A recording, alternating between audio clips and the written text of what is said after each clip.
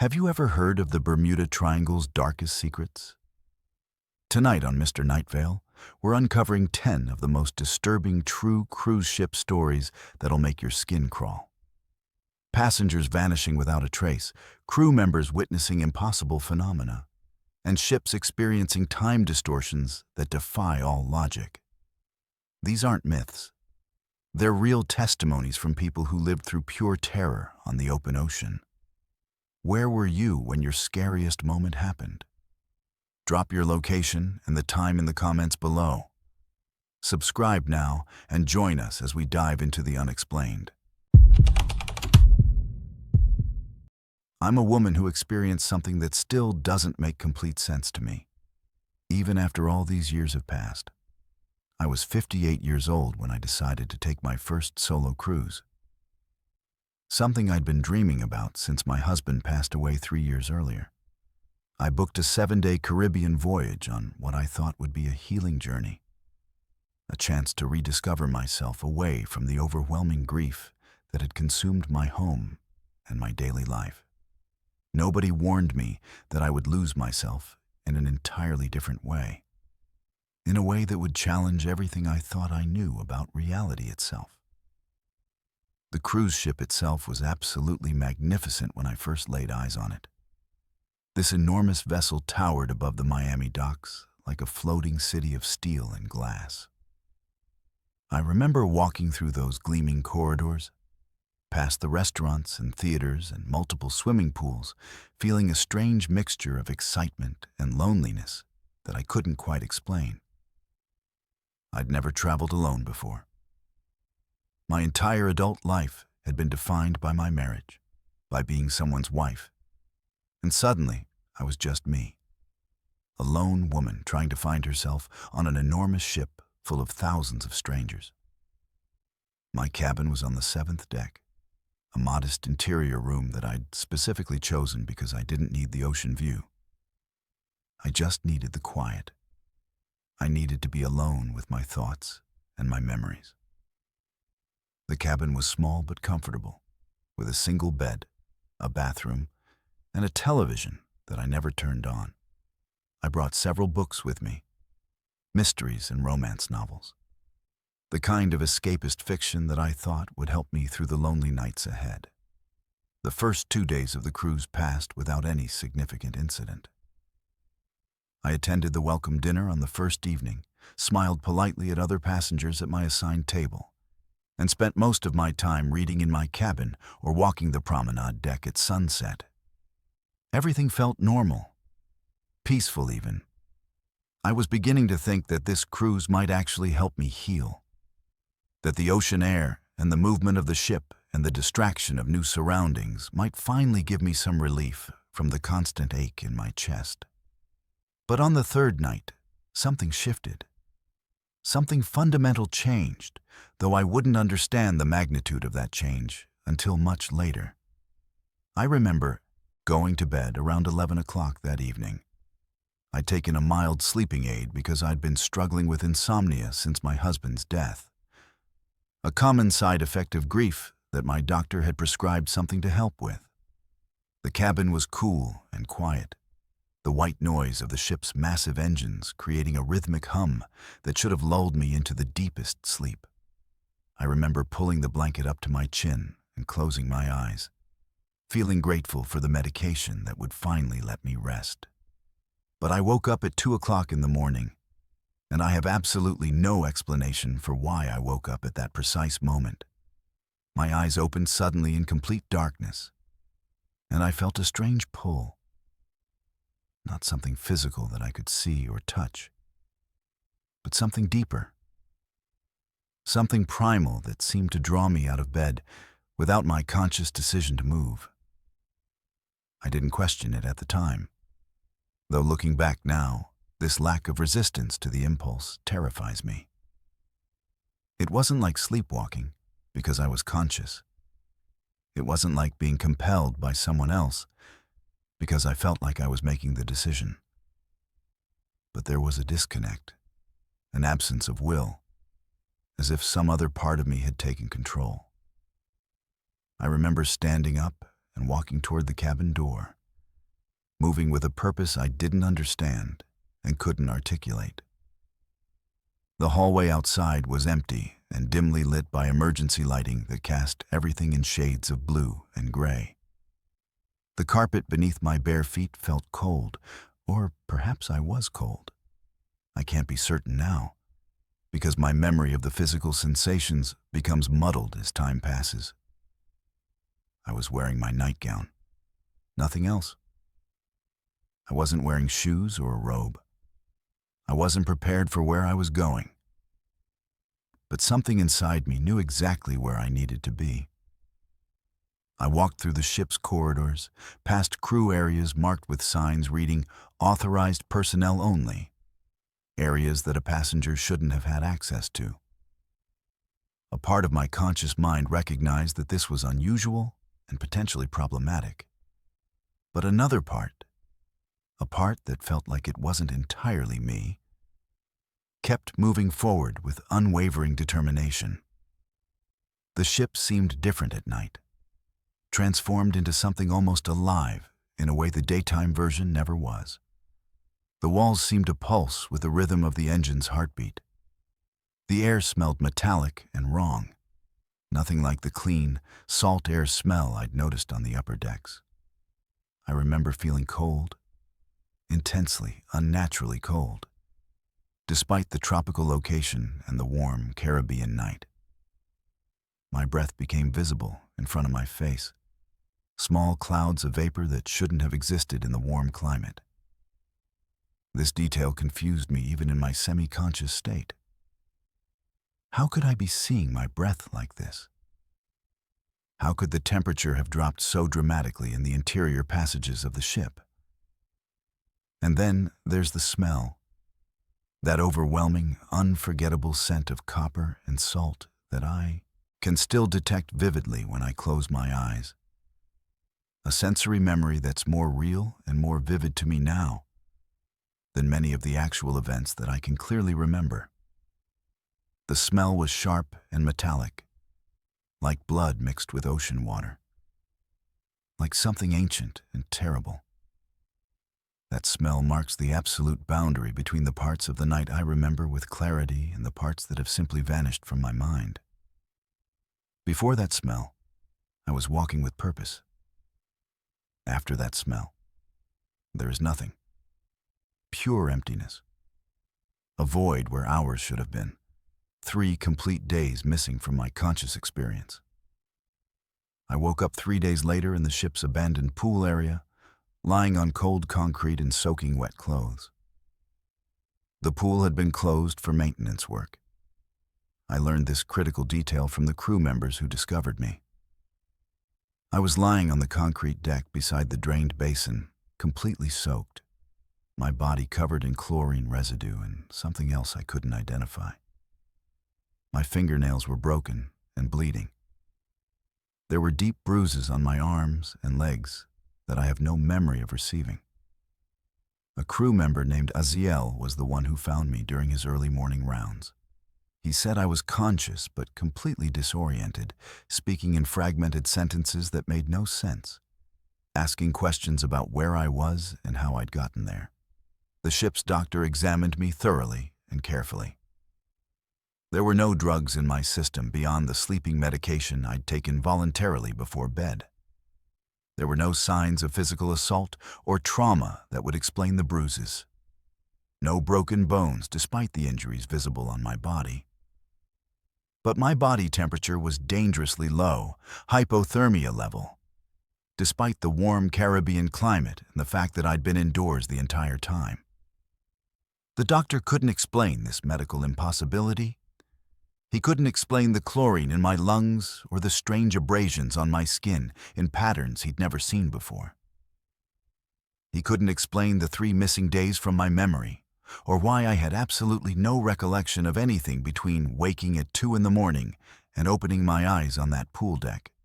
But here's what haunts me most and wakes me at 3 in the morning with my heart racing.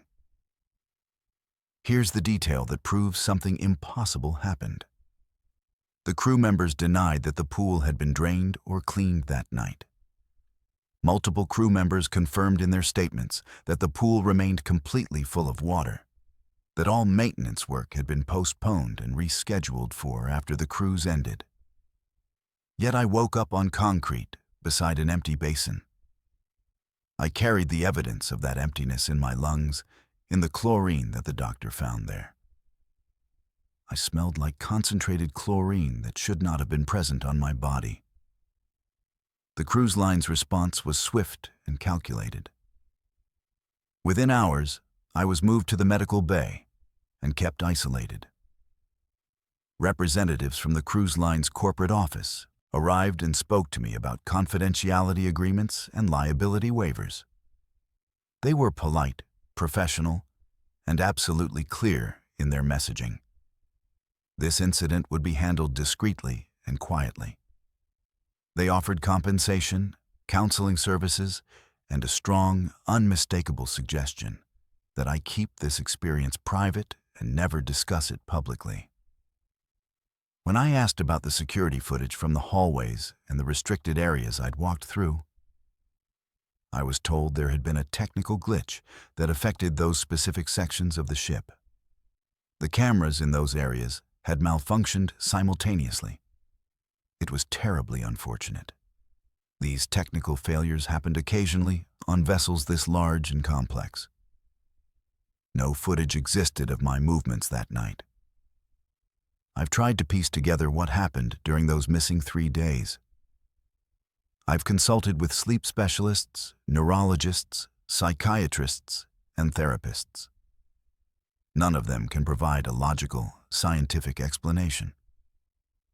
The sleeping medication I took was a standard dose, nothing that should cause blackouts of that magnitude. Yet the gap remains. 3 complete days erased from my memory, as if they never happened to me at all. I've thought about that smell 1,000 times since that night. Copper and salt. It's not a natural combination that should exist anywhere. It's certainly not something that should exist on a modern cruise ship in the middle of the Atlantic Ocean. Yet, it's the most vivid sensory memory I have from that entire incomprehensible experience. It's more real to me than the cabin I slept in, or the faces of the crew members who found me, or the conversations I had with the doctor. I've never returned to the ocean. I've never taken another cruise.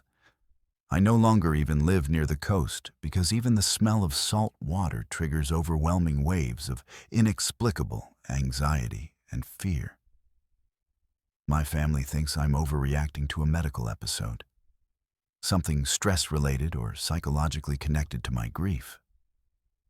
They don't want to hear about the missing time or the pool that wasn't supposed to be empty or the impossible temperature readings. They want to move past it, to return to normal life, to forget that this ever happened. But normal no longer exists for me. There's the time before that night, and there's the time after.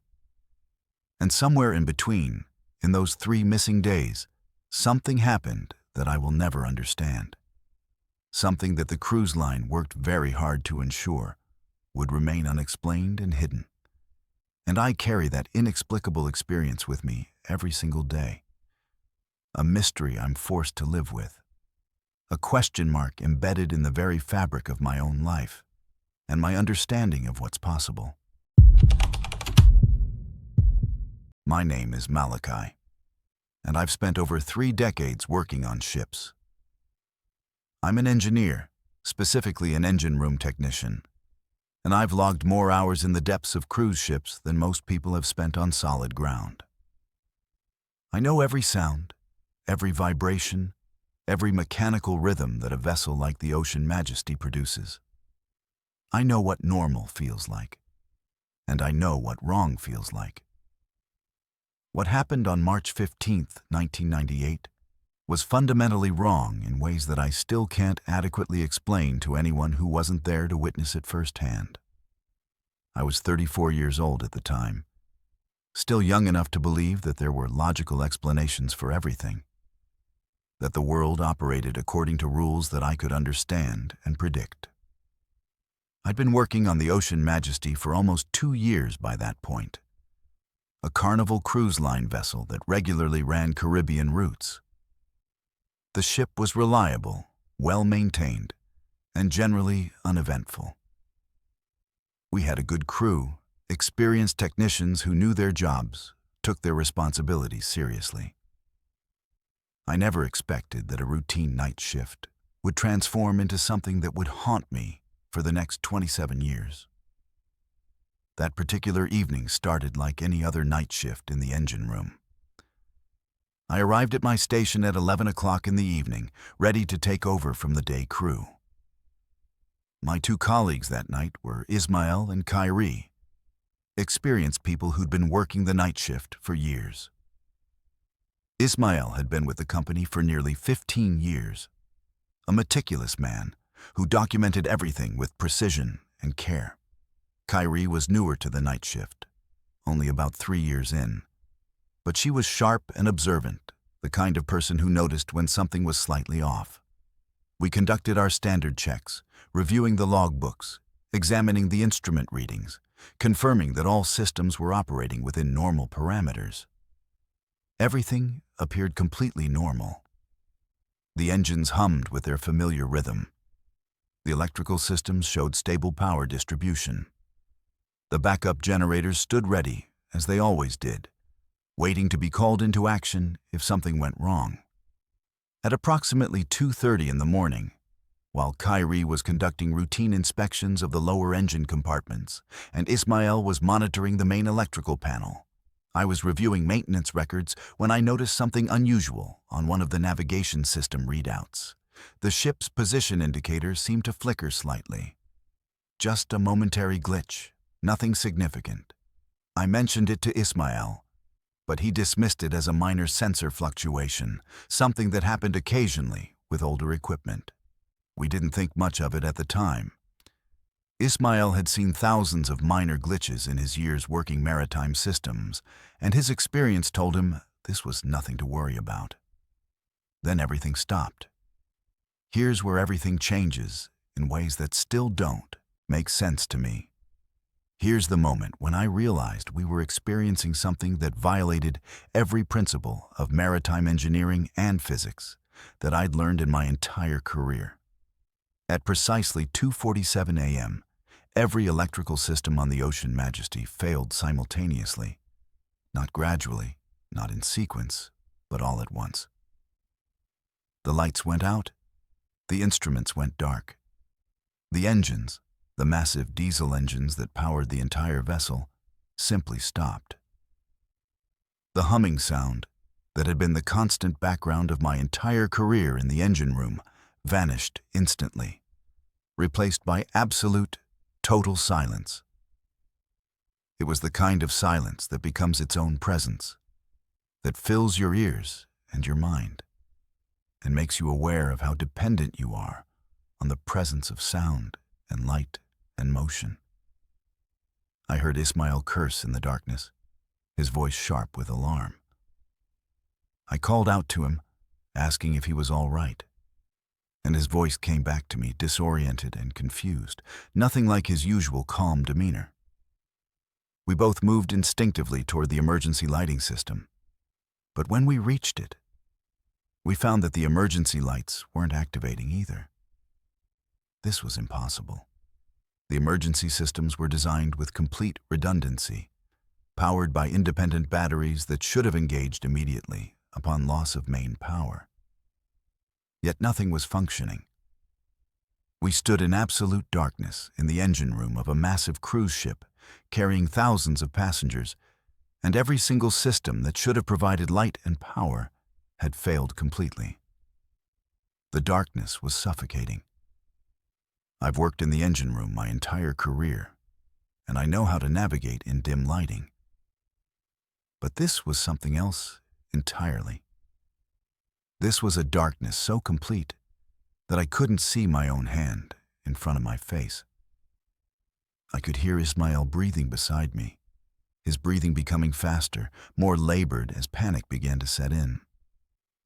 I could hear the sound of his hands searching for something to hold on to. anything solid to anchor himself to in the overwhelming darkness.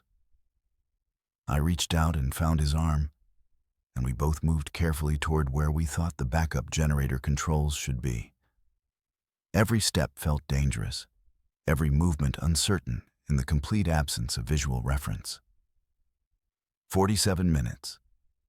That's how long the complete darkness lasted. 47 minutes without any electrical power, without any light, without any way to understand what was happening or why the backup systems weren't functioning. During that time, we heard something that I still can't explain, something that still wakes me up at night with my heart racing. There was a sound coming from below us, from the deepest parts of the ship's structure. It was a groaning sound, metallic and resonant, like metal being stressed and twisted under enormous pressure.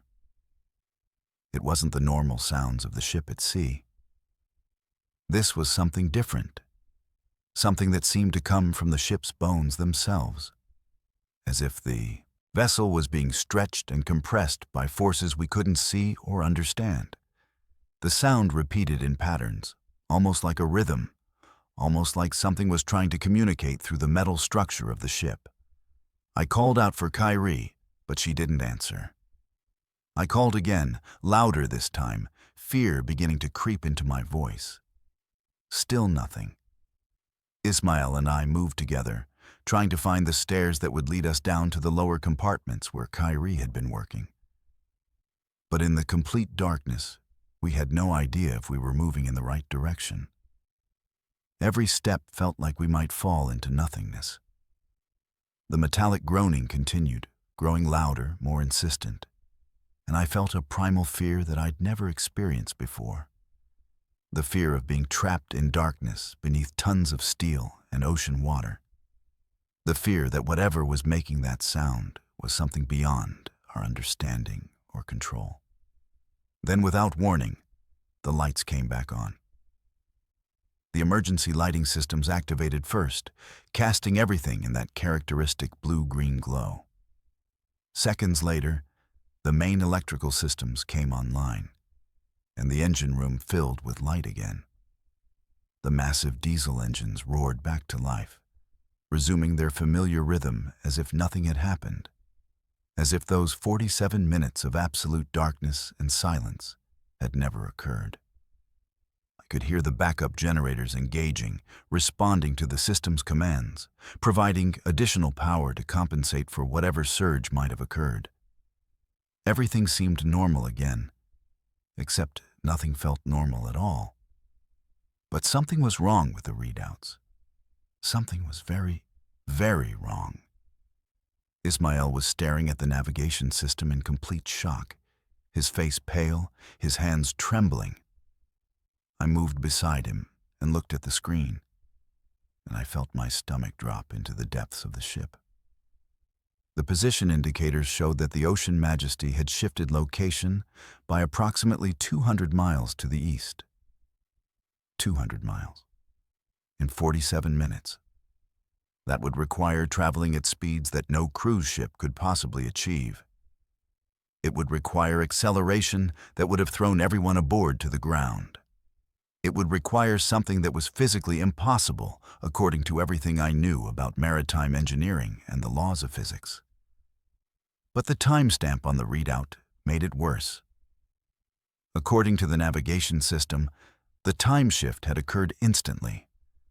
Not over the course of 47 minutes, but in a single moment. The ship had been in one location, and then it was in another location, 200 miles east, without any time actually passing. The instrument showed the shift occurring at 2:52 a.m., but the complete darkness had only lasted until 3:34 a.m., according to the wall clock in the engine room. The mathematics didn't work. The physics didn't work. Reality itself seemed to have broken in that 47-minute period. I looked at the main instrument panel, and that's when I saw what would ultimately convince me that something catastrophic and incomprehensible had occurred. The navigation data showed that at 2:52 a.m. precisely, the ship's location had shifted east by exactly 200 miles. And then, seconds later, it had shifted back. The current position on the readout now showed that we were exactly where we should have been, based on our trajectory and speed. The coordinate that showed the eastern shift was no longer there. It was as if the system had recorded something impossible, and then erased the record. As if reality itself had corrected an error and moved on. Ismail's hands were shaking as he pointed at the screen. He said he'd never seen anything like this in 15 years of maritime work. He said the readings didn't make any sense, that they violated every principle of navigation and positioning that he'd learned. He kept repeating that it was impossible, that what we were looking at couldn't have happened. Yet the data was right there on the screen in front of us. Undeniable evidence of an impossible event. Kyrie emerged from the lower compartments at that moment, pale and shaking, her uniform damp with sweat. She said she'd felt the ship lurch, a massive, sudden movement that had thrown her against the metal walls and left her stunned, her shoulder bruised and painful. She said the darkness had seemed to last much longer than a few minutes, though she knew that was impossible because her watch showed it had only been 47 minutes. She said she'd heard something in the darkness, a sound like the ship's structure was being torn apart from the inside. But when the lights came back on, everything appeared completely intact. She said she'd tried to climb the stairs to reach us, but she'd gotten lost in the darkness, disoriented by the complete absence of light and the strange sounds surrounding her. We immediately began conducting a full diagnostic of all systems. Everything checked out as normal. The engines were functioning properly. The electrical systems showed no damage or irregularities. The backup generators had responded exactly as they should have. There was no evidence of any mechanical failure whatsoever. It was as if a ghost had visited the engine room, disrupted every system for 47 minutes, shifted the ship 200 miles through impossible means, and then vanished without leaving any physical evidence of what had occurred. I filed a detailed logbook entry that night, documenting everything that we'd experienced, everything we'd witnessed, all the impossible readings that didn't make sense. I wrote down the times, the coordinates, the sounds we'd heard, the fear we'd felt. I wrote down my observations about the navigation system showing an impossible position shift and then correcting itself. I documented the fact that the ship's clocks showed different times, that Kyrie's watch had recorded a different duration than the actual time that had passed. I filled pages with technical observations and personal reflections, trying to make sense of something that defied all logical explanation. Ismail added his own entries, his meticulous documentation providing additional corroboration for the impossible events. Here's the detail that makes this experience impossible to dismiss as a collective hallucination or a shared delusion. Here's the moment that haunts me more than anything else from that night. The next morning, when I went to retrieve my logbook entry to add additional notes and reflections, the pages were gone. The entry I'd written had been removed from the logbook. The book had been tampered with. I could see the evidence of pages being torn out, the ragged edges where my documentation had been. When I asked Ismail about his entry, he showed me his logbook. His pages were gone too. We both knew what we'd written. We both remembered the act of writing, the pen in hand, the words forming on the page. We both knew that those entries had existed, and we both knew that someone had deliberately removed them from the official record. When I asked the captain about this, he claimed to have no knowledge of anyone accessing the engine room logbooks. He seemed uncomfortable with my questions, shifting his weight, avoiding direct eye contact. He suggested that perhaps I'd misplaced the entry, that perhaps I'd been confused about whether I'd actually filed it or not. He emphasized that everything was functioning normally now, that there was no need to file formal incident reports about something that had already resolved itself. His tone made clear that this conversation needed to end. that pursuing this matter further would have consequences. Decades have passed since that night in 1998. I retired from maritime work years ago, but I've never forgotten what happened on the Ocean Majesty. I've never forgotten the 47 minutes of darkness, the impossible position shift, the strange metallic groaning from the depths of the ship. I've never forgotten that someone in a position of authority deliberately erased the official record of what occurred. Ismail and I have stayed in touch over the years, and we've compared notes many times. His memory corroborates mine in every detail. We both carry the burden of knowing something that the cruise industry worked very hard to ensure would remain unexplained and hidden. What I also haven't forgotten, what continues to disturb me even now, is what happened after I left maritime work. I bought a house far inland, away from the ocean.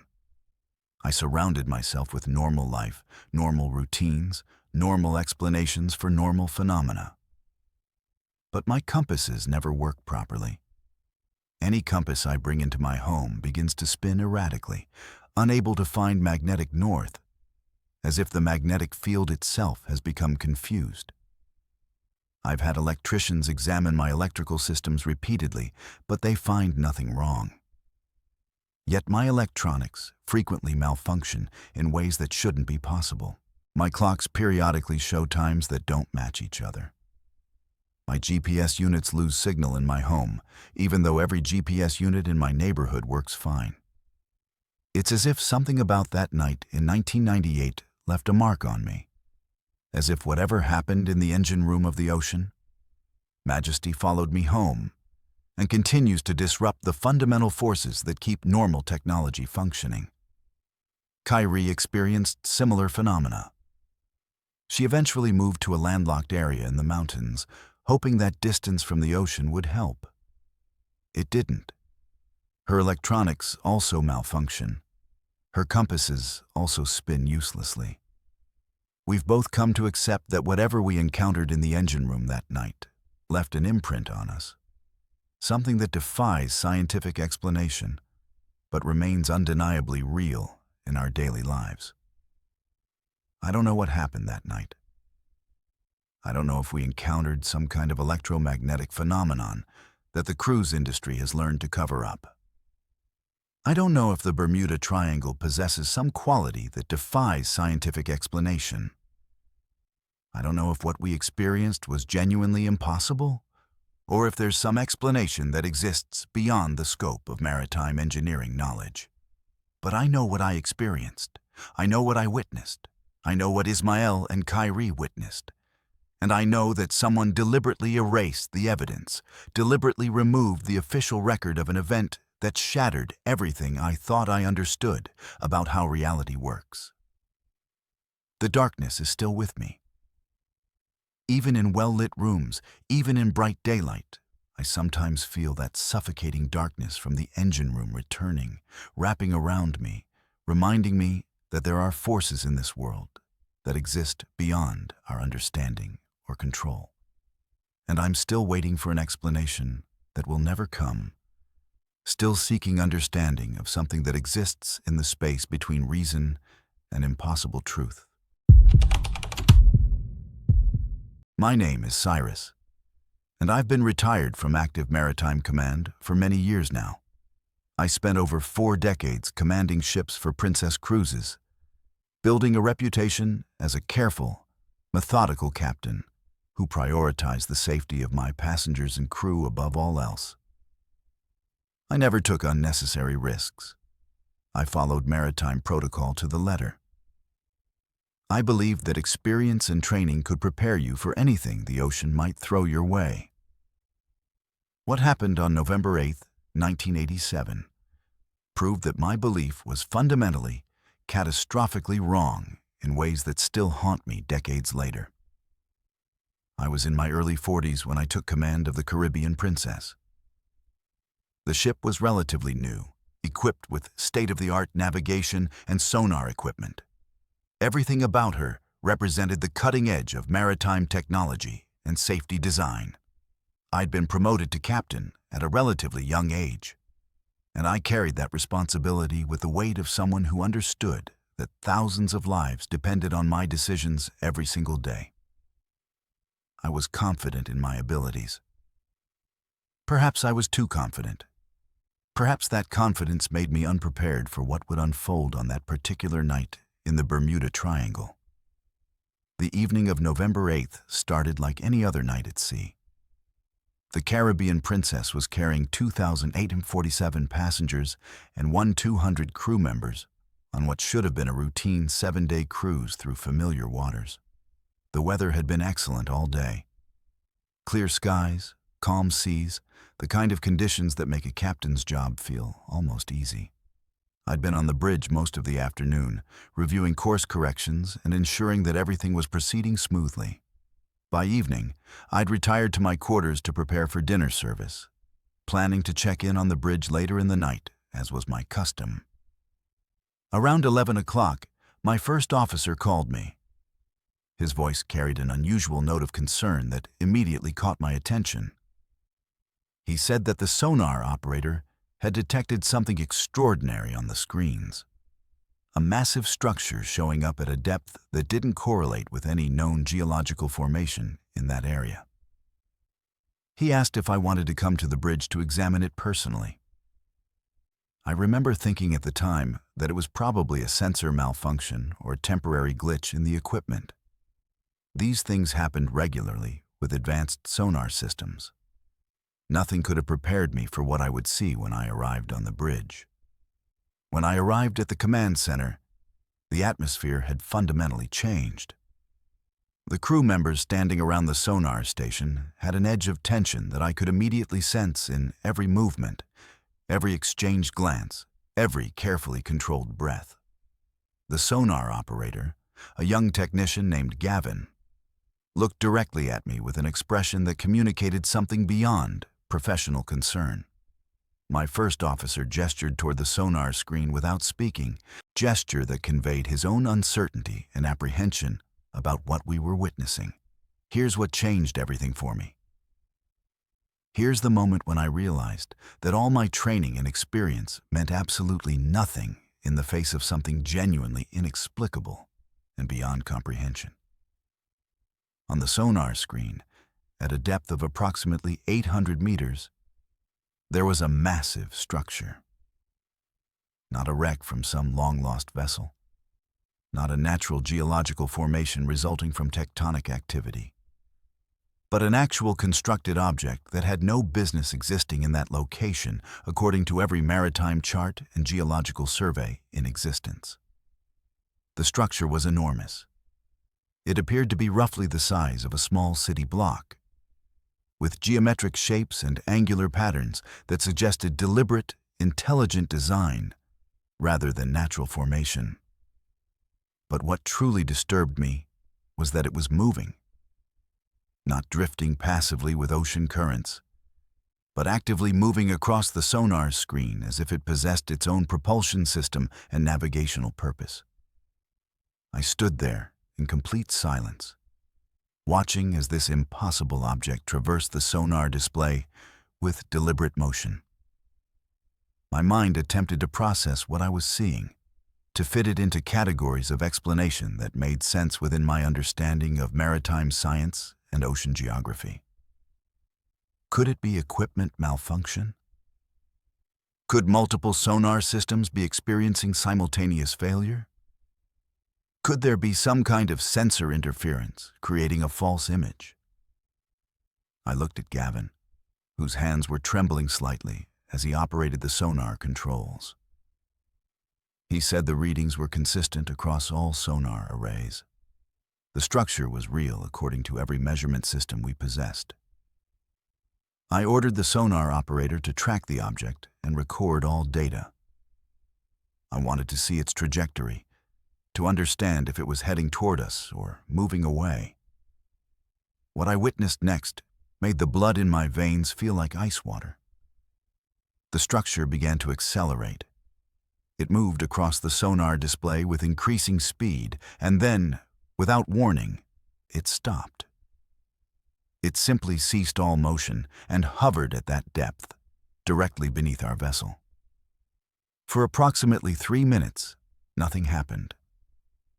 The structure remained stationary on the sonar screen, and I found myself holding my breath, aware that something profoundly wrong was occurring, but unable to articulate what or why. Then the weather instruments on the bridge began to malfunction. The barometer showed a reading that was physically impossible. The atmospheric pressure reading jumped to values that should only exist at altitudes higher than any aircraft could fly. The wind speed indicator showed winds of 400 miles per hour. Yet outside on the bridge wing, the Caribbean night remained perfectly calm. The temperature gauge flickered between readings that made no logical sense. I made the decision that changed everything that night. I ordered the evacuation of the bridge. Not an emergency evacuation, but a careful, methodical withdrawal of all personnel from the command center. I told my first officer to move everyone to the secondary bridge on the deck below. I said I wanted to ensure that if something catastrophic occurred, we would have a backup command center to maintain control of the ship and coordinate emergency procedures. Looking back now, I know that wasn't the real reason. I was afraid. I was terrified of whatever was occurring, and I wanted to distance myself and my crew from it. As the crew began to file out of the main bridge, Gavin called out.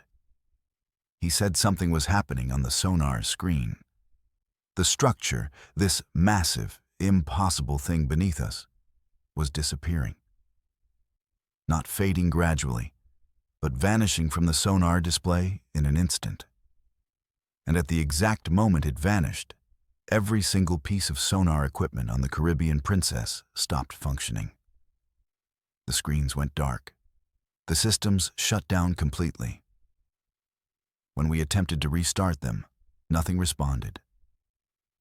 The sonar equipment, some of the most advanced technology in existence at that time, had become completely inert, dead, as if it had been burned out from the inside.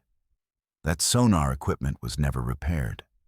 The equipment that had been functioning perfectly just moments before now refused to power on. Expert technicians boarded the ship in port and conducted extensive diagnostics.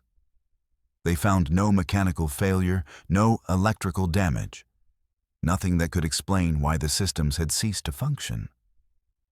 It was as if the equipment had been erased, wiped clean of whatever it was that allowed it to detect and display information. We never determined the cause of the malfunction. What happened afterward was even more troubling than the incident itself. When I filed my incident report, detailing the sonar readings, the impossible weather instrument readings, the structure beneath the ship, the complete system failure, my report was reviewed by company officials, examined by maritime authorities, and then quietly filed away. I was called into meetings where I was asked to reconsider my observations, to consider whether perhaps the stress of command, the late hour, the unusual atmospheric conditions might have influenced my perception of events. They suggested that perhaps I'd misinterpreted normal sonar readings as something extraordinary. They implied that my credibility as a captain might be affected if I continued to insist on details that didn't fit within accepted maritime science. I understood the message. I was being told that what I'd witnessed that night should remain unspoken, that my career, which I'd spent decades building, would be damaged if I continued to publicly discuss the incident. I received no official reprimand. I received no formal instruction to remain silent. But I understood perfectly what was being communicated through the careful, polite language of bureaucrats who had something to hide. And here's what has haunted me most persistently over all these years. Here's the detail that proves something genuine and unexplainable occurred that night. After I left the sea, after I retired from active command, I began receiving phone calls. The calls came from former crew members, people who had been on the Caribbean Princess that night, people who had been in their quarters or working in various departments of the ship when the incident occurred. They called me to report that they were experiencing things they couldn't explain. Strange malfunctions in their lives, instruments that stopped working, navigational systems that became confused, weather predictions that became inaccurate in their vicinity. Some of them had left maritime work entirely because they couldn't function in their jobs anymore. Others experienced persistent phenomena that defied rational explanation.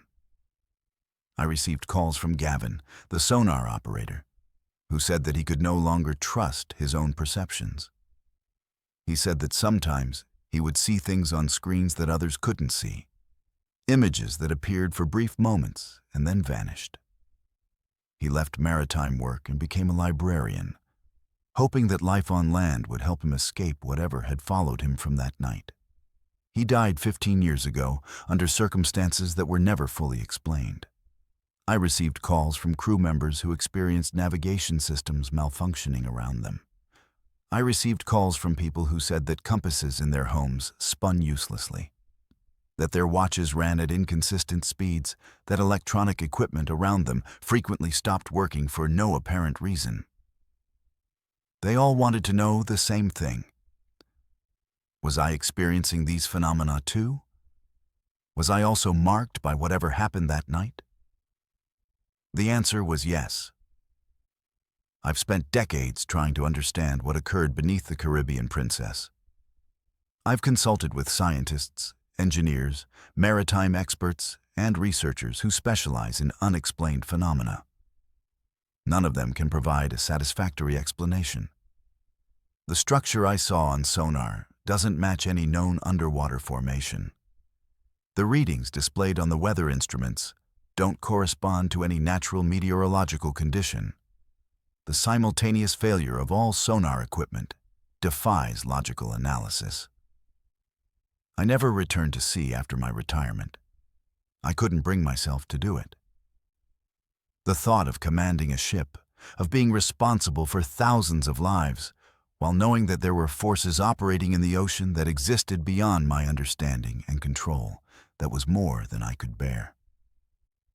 I live inland now, far from any ocean. I've built a quiet life away from maritime command. But the memories remain vivid.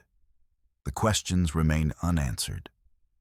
And occasionally, very occasionally, my phone still rings. Another former crew member calling to report strange phenomena in their lives. Another person trying to understand what happened to them that night. I carry the burden of my decisions that night. I carry the weight of knowing that I ordered an evacuation, that I moved away from that sonar screen, that I failed to stay and observe and document what was occurring. I wonder if my presence on that bridge, my willingness to confront what was happening rather than retreat from it, might have changed the outcome. I wonder if my fear and my instinct for self-preservation prevented something that might have led to actual understanding. But mostly, I live with the knowledge that there are things in this world that exist beyond our comprehension, beyond our ability to explain or control. And I carry the guilt of having been given evidence of their existence, and then having been persuaded to keep silent about it. My name is Layla, and I've served as a ship's physician for over 2 decades across multiple cruise lines. I'm a medical doctor trained in emergency medicine and maritime health protocols. Someone who thought I'd seen every possible medical emergency that could occur at sea. I've treated severe burns, heart attacks, appendicitis, decompression sickness, and countless other conditions that test the limits of what one person can manage in a floating hospital far from shore. But nothing, absolutely nothing, in my medical training or professional experience prepared me for what happened on March 19, 2009, aboard the Tropical Escape. That single case fundamentally altered my understanding of what's medically possible and what exists beyond the boundaries of accepted science. I was in my mid-40s when I accepted the position on the Tropical Escape. The ship was smaller than many of the modern cruise vessels, operated by Cruise West, a company that specialized in more intimate voyages to unique destinations. The medical bay on the ship was modest but well-equipped, stocked with medications and equipment sufficient to handle most maritime medical emergencies. I had a small staff, a nurse and a medic, and we managed the health needs of approximately 800 passengers and 400 crew members. The cruise was proceeding normally through Caribbean waters, and I had settled into the routine of daily sick bay consultations and preventative health checks. The evening of March 19th began ordinarily enough. I was in my quarters preparing for bed, having just finished my evening rounds. The ship's nurse, a competent woman named Sophia, had reported that everything was stable in the medical bay. No acute cases, no passengers or crew members requiring immediate attention.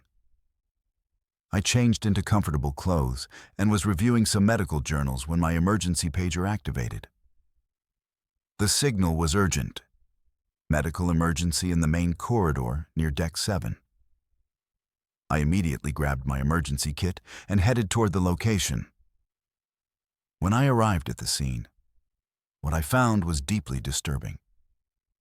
A male passenger, appearing to be in his 50s or 60s, was lying on the corridor floor in a state of severe distress. His skin had taken on a distinctive bluish-white coloration characteristic of advanced hypothermia. His teeth were chattering violently. His body was convulsing with intense shivering. Crew members had already wrapped him in blankets, and they were attempting to move him to the medical bay. But what made this situation immediately suspicious was the environment. We were indoors, inside a climate-controlled cruise ship. The ambient temperature in the corridor was a comfortable 72 degrees Fahrenheit. There was no possible explanation for how this man had developed severe hypothermia. I immediately began assessing his condition as we transported him to the medical bay. His core body temperature, measured with our most accurate thermometer, registered at 89 degrees Fahrenheit. This was severe hypothermia, a condition that should only develop in someone who had been exposed to extreme cold for an extended period. His clothing was completely dry. There was no evidence that he'd been in water. His hair wasn't wet. His skin wasn't damp. Everything about the physical evidence contradicted the medical presentation. Here's where this case transcended from merely unusual into something that violated every principle of medical science I'd learned. Here's the moment when I realized this patient was presenting with a condition that shouldn't medically exist. Once in the medical bay, I initiated warming protocols immediately. We placed him on heated blankets. We administered warm intravenous fluids. We monitored his cardiac status continuously because hypothermia patients are extremely prone to dangerous arrhythmias. And then, something extraordinary happened that I've replayed in my mind thousands of times over the following years. His body temperature began dropping instead of rising. Despite all our warming interventions, despite heated blankets and warm IV fluids and environmental heating, his core temperature continued to decrease. In 1 hour, his temperature dropped from 89 degrees to 74 degrees, a loss of 15 degrees in a single hour. This was completely impossible. Every physiological principle of thermodynamics indicated that a body receiving constant external heat should gradually warm, not continue cooling. Yet his temperature plummeted while every medical intervention I could implement failed to arrest the decline. The patient, his name was Zayden, remained conscious throughout this ordeal, though his mental state was confused and his speech was slurred from the cold affecting his neurological function. He kept repeating fragments of words and coordinates. He would say numbers, latitude and longitude designations, over and over again. Sophia and I initially dismissed this as delirium resulting from the hypothermia affecting his brain function. But then I truly listened to what he was saying. The coordinates he kept repeating, 23.9 degrees north, 64.8 degrees west. Those were the approximate center point of the Bermuda Triangle. I asked Zayden where he had been, how he'd become so cold. His response was fragmented and confusing, but the core of his account was consistent. He said he'd been in his cabin, in his bed, trying to sleep. He said he'd felt a strange pulling sensation, similar to what the first victim in the cruise ship stories had described. He said he'd found himself standing somewhere outside, somewhere extremely cold, though he had no memory of leaving his cabin or how he'd gotten there. He said the cold was unlike anything he'd ever experienced. It wasn't merely the absence of heat, but something more malevolent, something that seemed to penetrate beyond his skin and into his very being. He said he'd seen something in that cold place, something vast and geometric, before he found himself back on the ship in the corridor. As Zayden's temperature continued to drop, I made the difficult decision to stop the standard warming protocols. The continued cooling despite external heat suggested that something fundamentally abnormal was occurring, something that conventional medical intervention couldn't address. I instead focused on preventing cardiac complications and monitoring his vital signs. By the early morning hours, his temperature had stabilized at 68 degrees Fahrenheit. According to all medical knowledge, he should have been dead. His heart should have stopped. His brain should have ceased functioning. Yet somehow, impossibly, Zayden remained alive. Over the following days, his temperature gradually began to normalize. By the fourth day, his body temperature had returned to within normal ranges. He regained full consciousness and coherence. Physically, he appeared to be recovering. But the neurological damage was becoming evident. Zayden reported that he couldn't feel his feet properly. His hands tingled constantly with paresthesia. His ability to sense temperature and pain were severely compromised. I conducted comprehensive neurological testing and discovered something that deeply troubled me. And here's the detail that continues to haunt me more than anything else from this case. Here's the finding that proves something medically impossible occurred. The nerve damage pattern in Zayden's body was unlike anything documented in medical literature. The peripheral neuropathy showed a distribution that didn't match any known condition.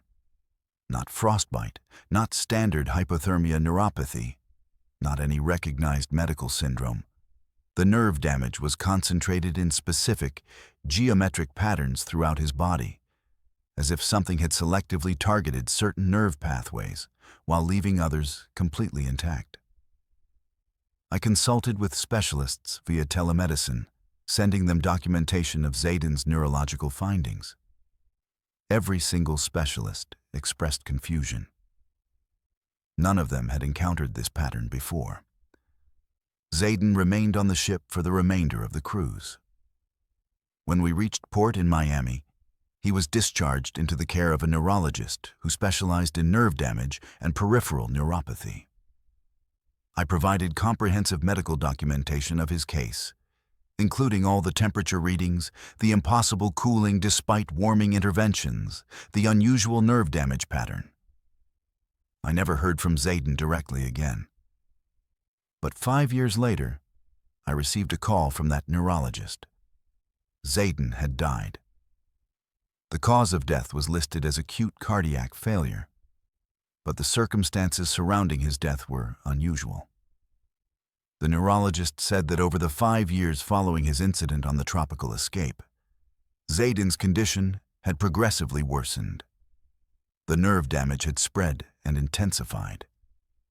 He'd experienced multiple episodes of unexplained temperature fluctuations. His body would spontaneously cool to dangerously low levels despite being in warm environments.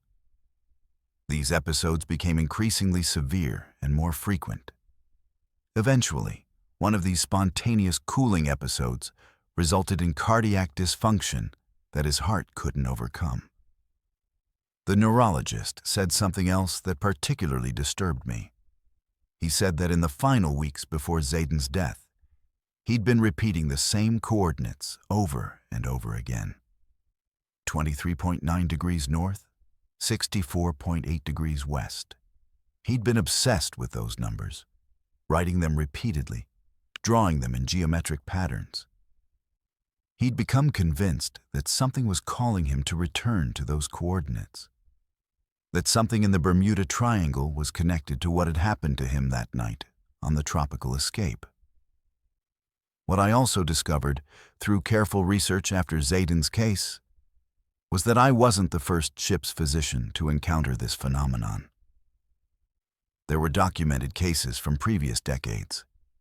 Patients admitted to cruise ship medical bays with severe hypothermia despite being in climate-controlled environments.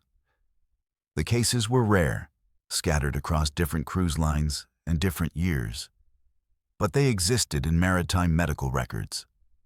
And in every single case I could find documentation for, the patient had eventually died under circumstances involving unexplained temperature fluctuations.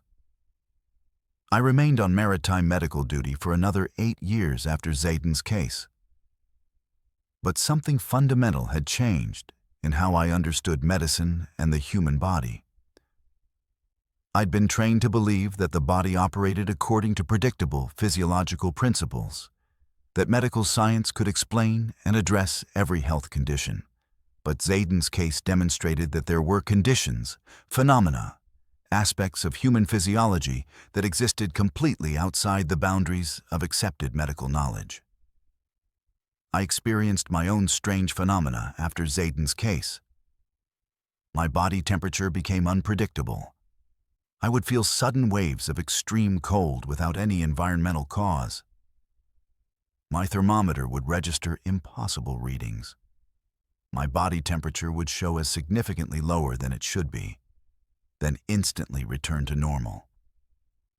I visited multiple physicians, underwent comprehensive testing, and no one could find any medical explanation for these episodes. Eventually, I came to accept that whatever had affected Zayden had also touched me, had left some kind of mark or connection that defied medical explanation. And here's what truly terrifies me about this entire experience. Here's the reality that I can never escape. I still work as a physician, but I no longer work at sea.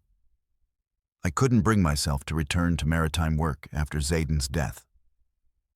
But occasionally, very occasionally, I'll receive a call or an email from another cruise ship physician. They'll describe a case, a patient with unexplained hypothermia despite being indoors, impossible temperature readings, nerve damage and unusual patterns. They'll ask if I've encountered anything similar, and I'll know that it's happening again. Something in the Bermuda Triangle is continuing to affect people, to mark them with conditions that medicine can't explain or treat. I keep detailed records of every case I can find. Every documented incident of unexplained hypothermia on cruise ships, every case of nerve damage with impossible distribution patterns. There are more cases than most people realize. They're scattered across years and cruise lines, often dismissed as misdiagnosis or unusual medical anomalies. But when you compile them all together, a pattern emerges. Something is out there, something in those waters, something that can reach through the hull of a ship and pull people into conditions that defy all medical understanding. I don't know what it is. I don't know why it targets certain individuals while leaving others untouched. I don't know why the coordinates of the Bermuda Triangle Center keep appearing in the consciousness of affected patients. I don't know if it's a natural phenomenon or something far more disturbing. But I know that it's real. I know that Zayden experienced it. I know that I've seen the evidence in medical records spanning decades. And I know that medicine, my profession, my life's work, has no answers and no treatment for what's occurring in those waters.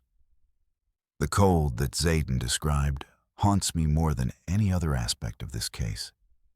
He said it was alive, that it was conscious, that it was pulling him toward those coordinates in the Bermuda Triangle.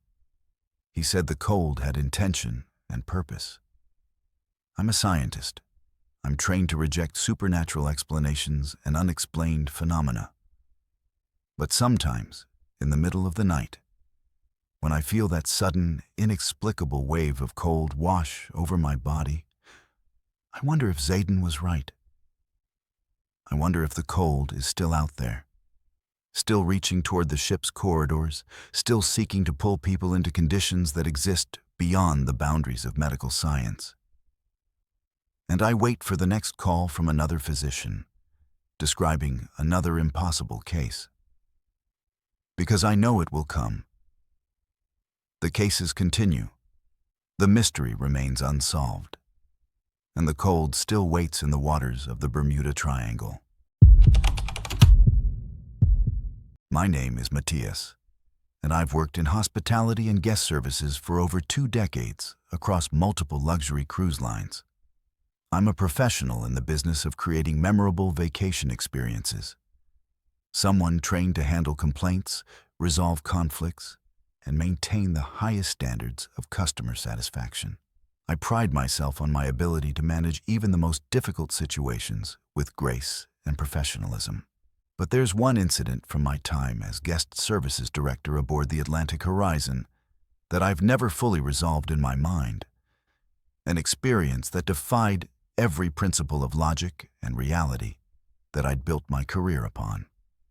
What happened on August 14th, 2004, involves a family and their teenage daughter, and the consequences of that night have followed me in ways that I still struggle to comprehend. I was working as guest services director on the Atlantic Horizon during the summer of 2004. The ship was one of Celebrity Cruises' flagship vessels, carrying approximately 2,400 passengers and 900 crew members on a week-long cruise through the Caribbean. My job involved overseeing guest relations, handling complaints, coordinating special requests, and ensuring that every passenger experienced the high level of service that Celebrity was known for. I was efficient at my job, experienced, and confident in my abilities to manage the complex dynamics of thousands of people spending a week together on a floating resort. The family I'm about to describe had boarded the ship on August 12th. They were a standard upper-middle-class American family. Parents in their 50s, 2 teenage children, excited about their vacation. I noticed them during the embarkation process because they seemed particularly engaged, asking questions about shore excursions, dining options, and special events. Their daughter, whose name was Sophie, appeared to be approximately 16 or 17 years old. She had long, dark hair, typical teenage features, and the kind of casual demeanor that most teenagers displayed on cruise ships, a mix of excitement about the trip and mild embarrassment about traveling with her parents. I didn't have significant interaction with the family during the first 2 days of the cruise. They seemed to be enjoying themselves, participating in ship activities, dining at various restaurants. Everything appeared normal and unremarkable.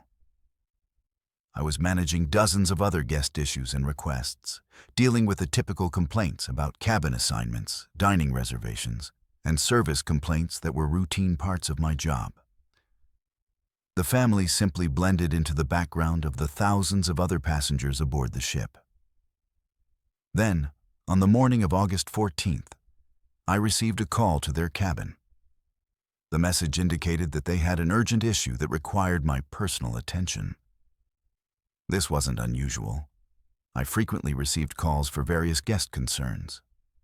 I headed to their cabin, expecting perhaps a plumbing issue, a noise complaint, or some other standard hospitality problem that needed management-level intervention. When the parents opened the cabin door, I was immediately struck by the expressions on their faces. They looked shaken, genuinely frightened in a way that suggested something far more significant than a typical guest complaint. The father gestured for me to enter. Inside the cabin, their son appeared concerned, but less distressed than his parents. And then I saw Sophie. Here's the moment that changed everything for me. Here's when I realized I was witnessing something that violated every principle of reality and logic that I'd built my professional understanding upon. The teenage girl standing in that cabin was not the same girl I'd seen during embarkation 2 days earlier. The person before me appeared to be a woman in her late 20s or early 30s. Her face had aged dramatically, not in a gradual way that suggests natural passage of time, but in a sudden, complete transformation. The soft features of a teenage girl had been replaced by the more defined facial structure of an adult woman. Her skin had changed texture. Her body posture and bearing had transformed. Everything about her physical appearance screamed adult rather than teenager. I stood in stunned silence for several moments, trying to process what I was seeing. The mother began to explain what had happened. She said that Sophie had gone to bed the previous night at approximately 11 o'clock, looking like a normal teenager. She said that when she'd checked on Sophie around 2 in the morning, because she had been unable to sleep and felt worried about the girl, she'd found Sophie looking dramatically different. The parents had initially thought Sophie was playing some kind of elaborate prank, perhaps using makeup and costume elements to disguise herself. But when they'd examined her closely, they realized that the change was real. Her facial structure had physically altered. The length and texture of her hair had changed. Even her voice had transformed, deeper, more mature, completely different from the teenage voice they'd heard just hours before. The parents were asking me what they should do, how they should handle this situation, whether we should contact medical personnel on the ship. Sophie herself appeared confused, disoriented, as if she was struggling to comprehend what was happening to her own body. She kept looking at her hands, touching her face, clearly bewildered by the physical transformation she'd undergone. I was completely unprepared for this situation. Nothing in my hospitality training covered scenarios involving impossible physical transformations. I made the decision to contact the ship's medical officer and request a private consultation. I explained to the family that the ship's physician would be able to conduct a proper medical evaluation and potentially provide some explanation for what had occurred. I tried to maintain my professional demeanor, but internally I was struggling to make sense of what I was witnessing. The medical officer examined Sophie privately while I waited with the family. When he emerged from the examination room, his expression was deeply troubled. He said that from a medical standpoint, Sophie appeared to be in her late 20s or early 30s. Her physical development, her bone structure, her physiological markers all indicated an adult woman rather than a teenager. But her medical records clearly showed her date of birth, which would make her 16 years old. The medical examination contradicted the medical records, which contradicted the parents' account of her having been a teenager just hours before. The situation became even more bizarre when I checked the security footage. I requested recordings from the corridor outside the family's cabin and from the various public areas of the ship where Sophie had been seen the previous day. When I reviewed the footage chronologically, Sophie's appearance changed between different recordings. In footage from the evening of August 13th, she appeared as a normal teenager. In footage from the early morning hours of August 14th, she appeared as an adult woman. In some recordings from mid-morning on August 14th, she appeared to be somewhere between teenager and adult. a kind of transitional state that defied logical explanation. I made the difficult decision not to report this incident formally to corporate management. Looking back now, I recognize this as a significant failure of professional judgment. But at the time, I was terrified of the implications. If I reported that a passenger had undergone an inexplicable physical transformation, I would be subject to scrutiny, potentially psychological evaluation. My professional credibility would be questioned. The incident would become documented in official cruise line records. I convinced myself that the most professional course of action was to handle it quietly. And here's the decision that continues to haunt me more than any other aspect of this incident. Here's the moment when I became complicit in covering up something genuinely impossible. I spoke privately with the family and suggested that perhaps it would be best if they didn't discuss this incident with other passengers or crew members. I implied that security concerns might arise if word spread about a mysterious physical transformation occurring on the ship. I suggested that the family might prefer to keep the matter private. I provided them with complimentary upgrades to premium suites and offered various perks in exchange for their discretion. They agreed, perhaps relieved to avoid the publicity and scrutiny that would follow if the incident became public knowledge. By the evening of August 14th, something extraordinary happened. Sophie's appearance began to revert. Over the course of several hours, her adult features gradually shifted back toward teenage characteristics. By early evening, she appeared to be approximately the age she'd been when boarding the ship. The parents confirmed that she'd returned to her normal appearance. By the time the ship reached port the next day, Sophie appeared completely normal. A teenage girl in all respects, indistinguishable from her appearance during embarkation.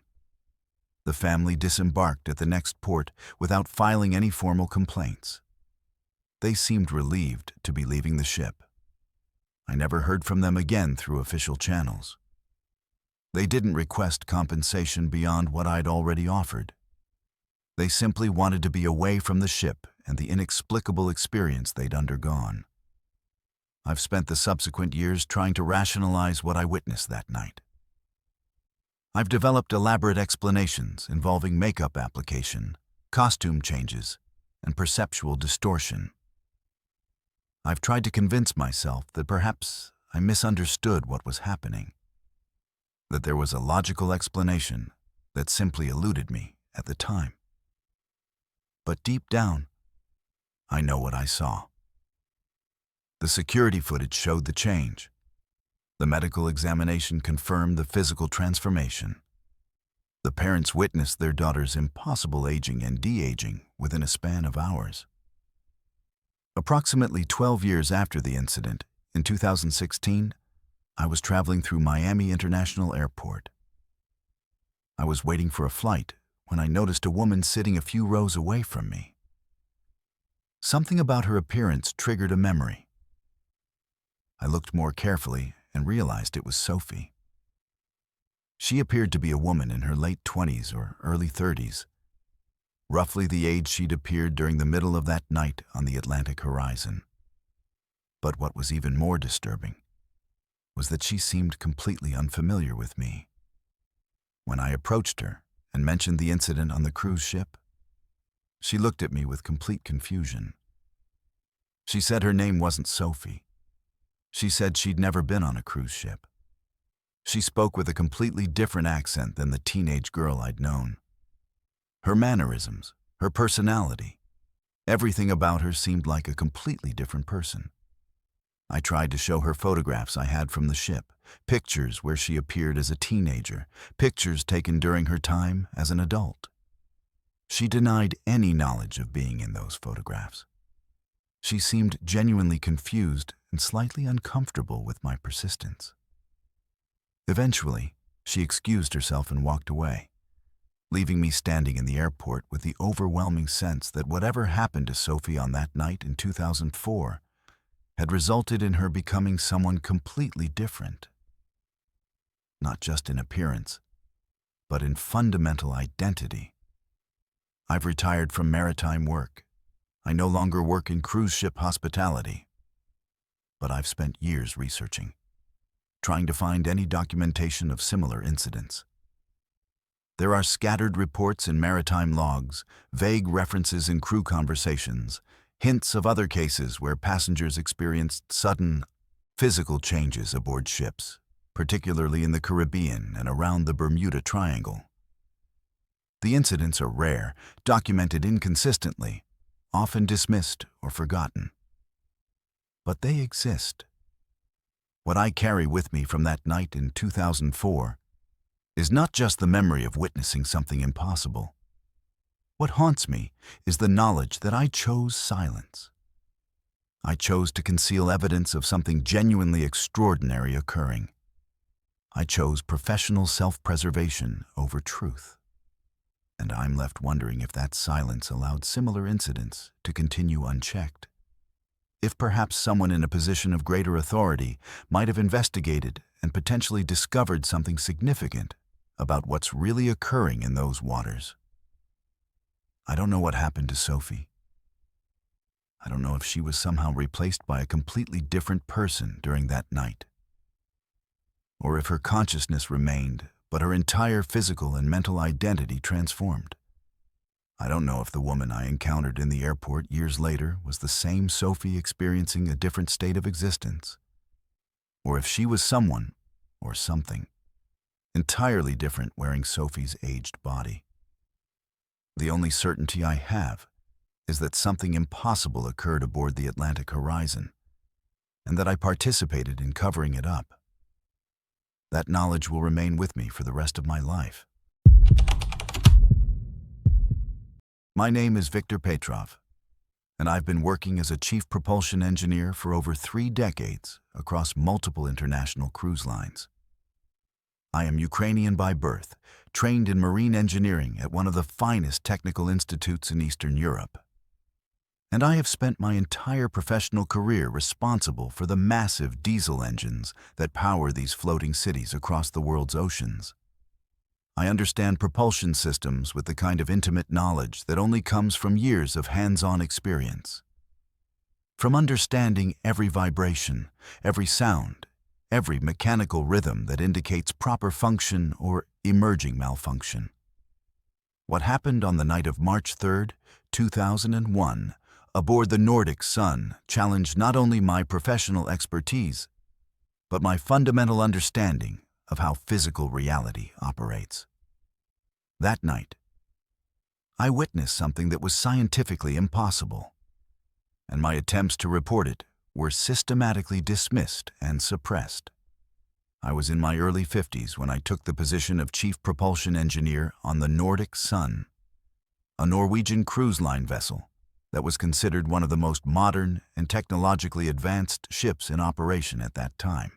The Nordic Sun carried approximately 2,000 passengers and 900 crew members on week-long Caribbean cruises. My responsibilities included overseeing all propulsion systems, conducting routine maintenance, monitoring engine performance, and ensuring that the massive engines operated within optimal parameters.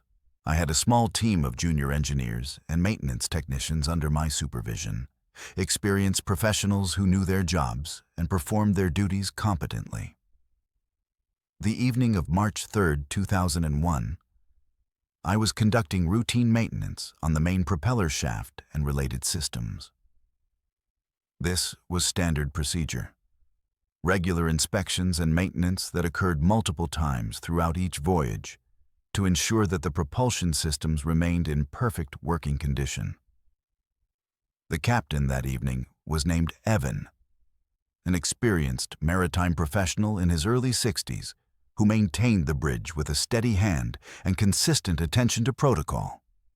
My junior engineer that night was Callum, a capable young technician who had been with the company for approximately 2 years and had always demonstrated competence and reliability in his technical duties. Callum and I descended into the engine room at approximately 11 o'clock in the evening. The massive diesel engines were operating at cruise speed, their familiar rumbling creating the constant background vibration that had become the soundtrack of my professional life. We conducted our standard inspection procedures, checking fluid levels, examining bearing temperatures, monitoring pressure readings, documenting everything in our maintenance logs. Everything appeared completely normal. The propeller shaft was rotating at the correct speed, in the correct direction, responding precisely to the commands transmitted from the bridge. All instruments displayed readings that indicated optimal performance. There was absolutely nothing to suggest that anything unusual was about to occur. At approximately 11:47 in the evening, I felt something change. It wasn't something I could see on an instrument. It wasn't something that could be measured or documented on a readout. It was something I felt through my body, through the vibrations that traveled through the metal deck plates beneath my feet. The rhythm of the propeller shaft's rotation altered, not dramatically, but distinctly. I immediately moved to the monitoring station and began examining the instrument readings. Here's where everything changed. Here's the moment when I realized I was witnessing something that violated every law of physics that I'd learned in my entire engineering career. According to the instruments, the main propeller shaft was rotating backward.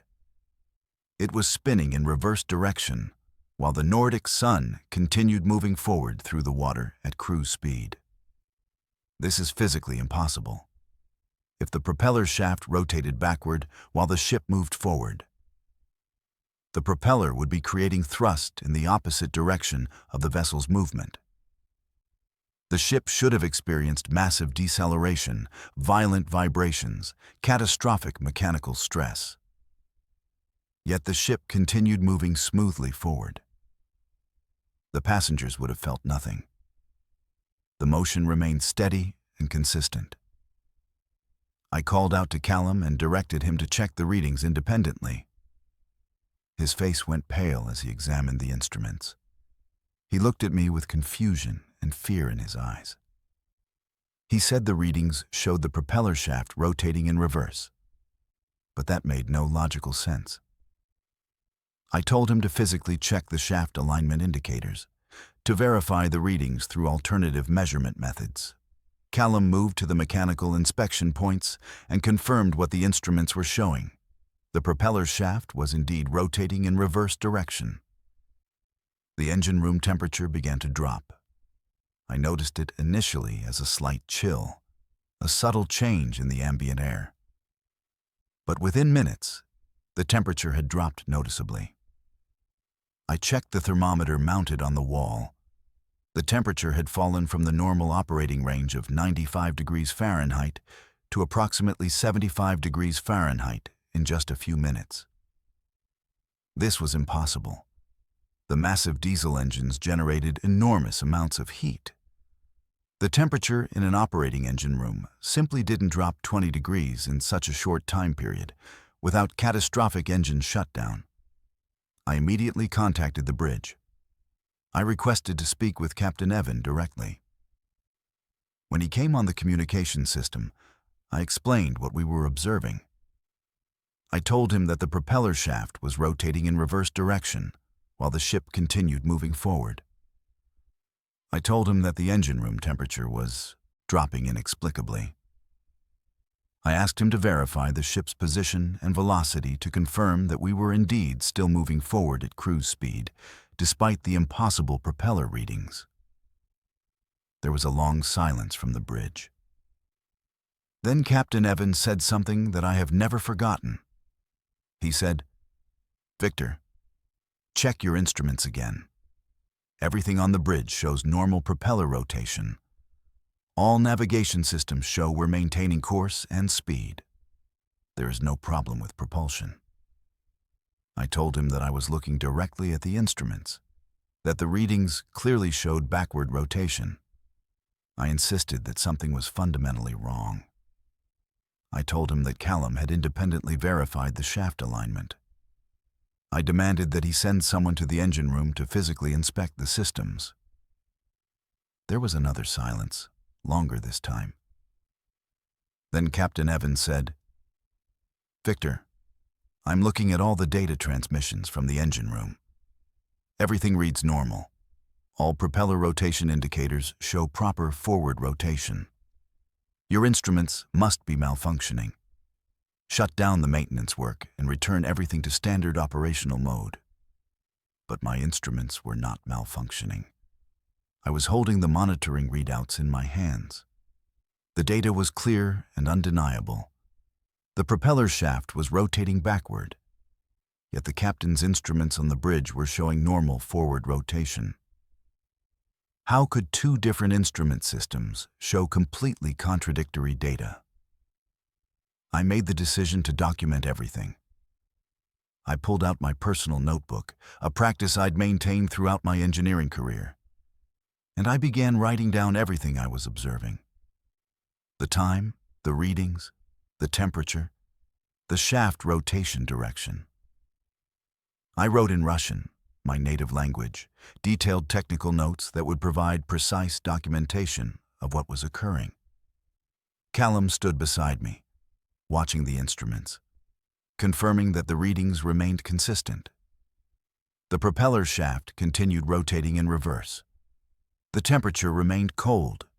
The impossible continued. Then, suddenly, everything changed. At 11:52 p.m., precisely 5 minutes after I first detected the anomaly, the propeller shaft rotation reversed again. The instruments showed it rotating forward once more. The engine room temperature began climbing back toward normal operating levels. Within 3 minutes, everything had returned to completely normal readings. The instruments showed standard forward rotation. The temperature climbed back to 95 degrees. There was no trace of the impossible phenomenon that had just occurred. I immediately contacted Captain Evan again. I told him that the anomaly had ceased, that all systems had returned to normal readings. His response was cold and dismissive. He said that he had never seen any indication of a problem, that all bridge instruments had shown normal operation throughout the entire incident. He suggested that perhaps I had misread the engine room instruments, that perhaps the stress of maintaining the propulsion systems had caused me to misinterpret normal readings as something anomalous. And here's what proves that something genuine and inexplicable occurred that night. Here's the detail that still haunts me with the knowledge that I witnessed something that was deliberately suppressed. When I arrived at my quarters after the incident, I reviewed my handwritten notes. I had documented everything in Russian: the times, the readings, the temperature changes, Callum's verification of the shaft alignment. I had created a detailed record of an impossible event. The next morning, I was summoned to the captain's office. Captain Evan was there, along with 2 representatives from Norwegian Cruise Line corporate management. They told me that they had reviewed my incident report. They informed me that there was no record of any propulsion anomaly on the ship's computer systems. They said that all automatic backup systems would have recorded any such incident, and there was nothing in those systems. They suggested that perhaps I had experienced some kind of confusion or misperception. They were very polite, very professional, but absolutely clear in their messaging. No such incident had occurred according to the ship's official records. I showed them my handwritten notes. I showed them the detailed documentation I had created in Russian, the precise times and readings I had recorded. The corporate representatives exchanged glances. One of them, a man whose name I don't remember, asked if I would be willing to surrender my personal notes for the company's records. I refused. I told him that these were my personal documentation of events that I had witnessed as a professional engineer. I told him that I had every right to maintain these records. The next day, while I was working in the engine room, my personal notebook disappeared. I had left it in my quarters in my locked cabin. When I returned that evening, the notebook was gone. I searched everywhere. I asked Callum if he had seen it. He said no one had been near my quarters. But my notebook, my detailed documentation of the impossible event, had been confiscated.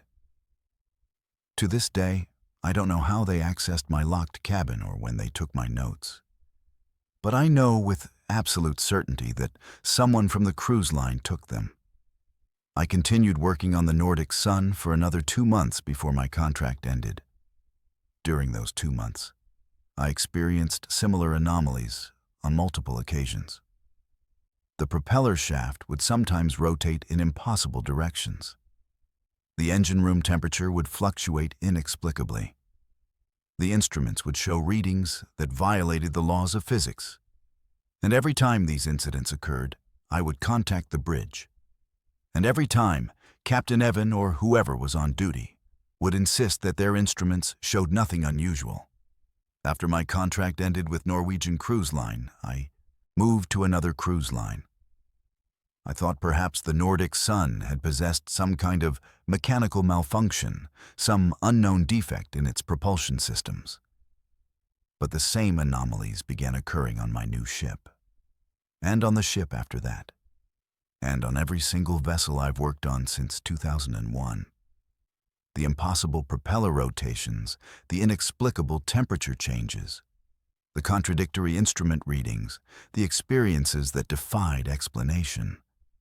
I've learned to keep my observations to myself. I no longer report these incidents to the bridge. I no longer attempt to document them in official logs. I simply observe them and remain silent. Because I understand now that something exists in the ocean, something that affects propulsion systems, something that creates impossible mechanical phenomena. And the cruise industry knows about it. They know about it. They accept it as an unavoidable aspect of operating ships in certain waters. And they work very hard to ensure that no official record of these incidents ever reaches the outside world. The handwritten notes I created on that night in 2001 contained information that someone wanted suppressed.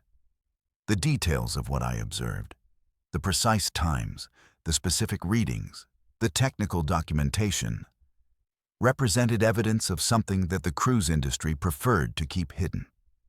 By confiscating my notebook, by denying that the incident ever occurred, by ensuring that no official record was created, they protected themselves from accountability for whatever is really happening in those waters. I am now in my 70s. I am approaching the end of my maritime engineering career. I have never publicly discussed these incidents until now, choosing instead to maintain the silence that the industry had demanded of me. But I carry the burden of knowing that something impossible occurs in these waters, something that affects propulsion systems and defies logical explanation. And I know that I am not the only engineer who has experienced these phenomena. There are others. I've met them in ports, heard their stories, recognized in their eyes the same knowledge that I carry. What haunts me most is not the impossibility of what I witnessed.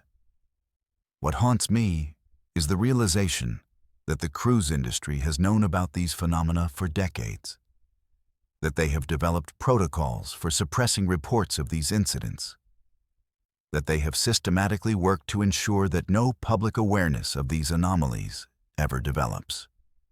And I participated in that suppression by choosing silence, by allowing my confiscated notebook to represent the only documentation of what actually occurred that night. The propeller shaft cannot rotate backward while a ship moves forward. The engine room temperature cannot drop 20 degrees in minutes without catastrophic engine failure. The instruments cannot show contradictory data. These things are physically impossible. Yet I witness them. And somewhere in this world, someone is holding the handwritten notes that document those impossible events. keeping them hidden from public knowledge, ensuring that the truth about what occurs in the waters of the Bermuda Triangle remains buried beneath layers of corporate secrecy and deliberate suppression. My name is Paisley, and I spent 4 years working as a bartender on various cruise ships across multiple cruise lines before I made the decision to leave the maritime hospitality industry permanently. I'm 29 years old now, and I've built a life on solid ground far away from the ocean, which is exactly where I need to be after what I witnessed on the night of September 18, 2011, aboard the Splendor of the Seas. I was trained to be observant, to notice details about customers, to remember faces and drink preferences and personal stories that guests shared across the bar. That training, that professional attentiveness, made me acutely aware of something that night that no one else seemed to notice or remember. What happened during my late-night shift that evening challenged my understanding of reality itself in ways that I'm still struggling to process more than a decade later.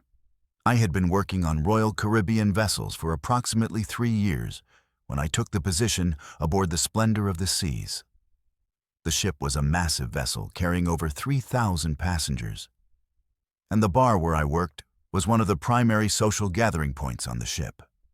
I was responsible for managing the late-night service from midnight until 4 in the morning, which meant I was serving the passengers and crew members who either couldn't sleep, wanted to socialize at unusual hours, or were returning from late-night entertainment venues. I was good at my job. I remembered regulars. I knew how to read customers' moods. I could anticipate what people wanted to drink before they ordered. I took pride in providing excellent service and creating a welcoming atmosphere in my section of the bar. The evening of September 18th began ordinarily enough. The ship was cruising through the Caribbean, and most passengers were settled into their evening routines. The late-night bar service was moderately busy, not crowded, but a steady stream of customers throughout the evening. I was working efficiently, moving between tables, attending to orders, maintaining the professional demeanor that the job required. Around 2:30 in the morning, things had slowed considerably. There were only a handful of customers scattered throughout the bar. I was restocking supplies and preparing for the final hours of my shift when something unusual occurred. 2 people entered the bar, a man and a woman, both appearing to be in their 40s or 50s.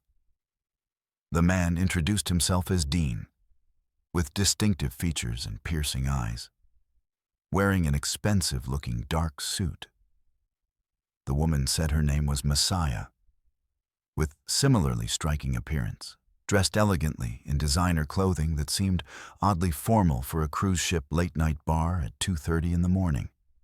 There was something off about them from the moment they sat at one of my tables, something that my professional instincts registered as unusual, but that I couldn't immediately articulate.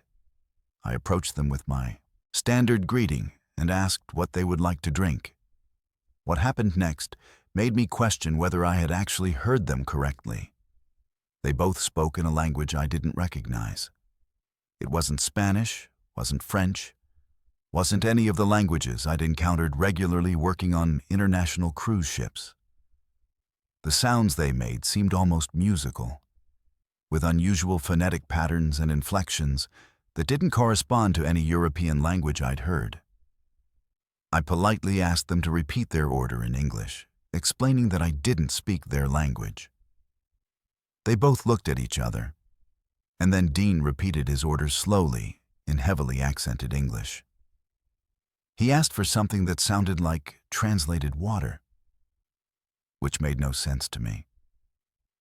Messiah ordered something similarly vague and unusual. I brought them water and some standard beverages, unsure exactly what they were requesting. They didn't correct me or send the drinks back. They simply sat at the table, occasionally speaking to each other in that strange, unfamiliar language. I continued with my other tasks, attending to the other customers, monitoring my section of the bar. When I glanced back at their table after about 5 minutes, I noticed something that struck me as peculiar. They were sitting perfectly still, not touching their drinks, not speaking, just staring straight ahead with an intensity that seemed almost hypnotic. Here's where everything changed. Here's the moment when I realized I was witnessing something that violated the basic principles of continuous reality. I turned away to prepare a drink for another customer. It took perhaps 30 seconds, maybe a minute at most. I was focused on mixing a cocktail, completely occupied with the task. When I turned back to check on Dean and Messiah, they were gone, completely vanished. The table where they had been sitting was empty. Their chairs were positioned exactly as they'd left them, their untouched drinks still sitting on the table. But Dean and Messiah themselves had simply disappeared. My first instinct was to assume they'd gotten up and walked away, perhaps to another area of the bar or to a different venue on the ship. But the bar wasn't that large. There was only one entrance and exit. I would have seen them leave. I was positioned directly in line with the entrance. I hadn't looked away long enough for them to stand, walk across the bar, and exit without me noticing something. Yet they were gone. I immediately began asking the other customers if they had seen the couple leave. No one had. I asked the bartender at the other end of the bar. He said he hadn't seen them at all. He said he didn't remember seeing any couple matching their description anywhere in the bar that evening. I felt a chill run down my spine. They had been sitting at a table in my section. Multiple people had been present in the bar. How could they have simply vanished without anyone else noticing? I checked the surveillance footage the next morning. I went to the security office and requested to view the recordings from the bar during the time period when Dean and Messiah had been seated at that table. The security officer pulled up the footage. He showed me the section of the bar where their table was located.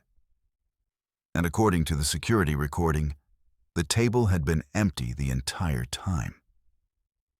The footage showed the bar during that time period with the 2 chairs empty, no customers seated there. There was no visual record of Dean and Messiah anywhere in the bar. I was certain of what I had seen. I had served them. I had heard their voices. I had looked directly at them multiple times. Yet there was no video evidence of their presence. The security officer reviewed my shift log, which noted the 2 customers and their unusual drink requests. But the video showed nothing. The situation became more disturbing when I began investigating further. I checked the passenger manifest to see if Dean and Messiah were listed among the current passengers aboard the ship. They weren't. I checked with the purser's office to see if they might have already disembarked. The staff member I spoke with told me something that made my blood run cold. According to the ship's records, 2 passengers matching the general description of Dean and Messiah had indeed been aboard the ship. But they had disembarked the previous morning, over 20 hours before I encountered them in the bar. I reported the incident to the bar manager. His response was dismissive and uncomfortable. He said that perhaps I had been confused about the timing, that perhaps I'd seen them earlier in the evening rather than in the middle of the night. He suggested that the stress of working late-night shifts sometimes played tricks on perception. He implied, very carefully, that I should probably keep this matter to myself and not discuss it with other crew members, as it might raise concerns about my mental fitness for the job. And here's what continues to haunt me more than anything else from that night. Here's the detail that proves something genuine and inexplicable occurred. After the incident, I began experiencing episodes of déjà vu so intense that they were almost disabling. I would see people on the street, in shops, in public places, and I would have the absolute certainty that I knew them, that they didn't actually exist, that they were somehow glitching into reality from somewhere else. The sensation was overwhelming and deeply disturbing. I would see someone's face and instantly know with complete conviction that that person was not real, that they were an anomaly in the fabric of reality. But of course, they were real. They were walking around, interacting with other people, existing in the world. Yet my perception insisted that they were somehow wrong, somehow outside the normal boundaries of existence. These episodes increased in frequency. I would have 3 or 4 of them in a single day. I would see a stranger, on a crowded street, and become absolutely convinced that they didn't belong in reality, that they were temporary glitches in the fabric of normal existence. The intensity of these experiences became unbearable.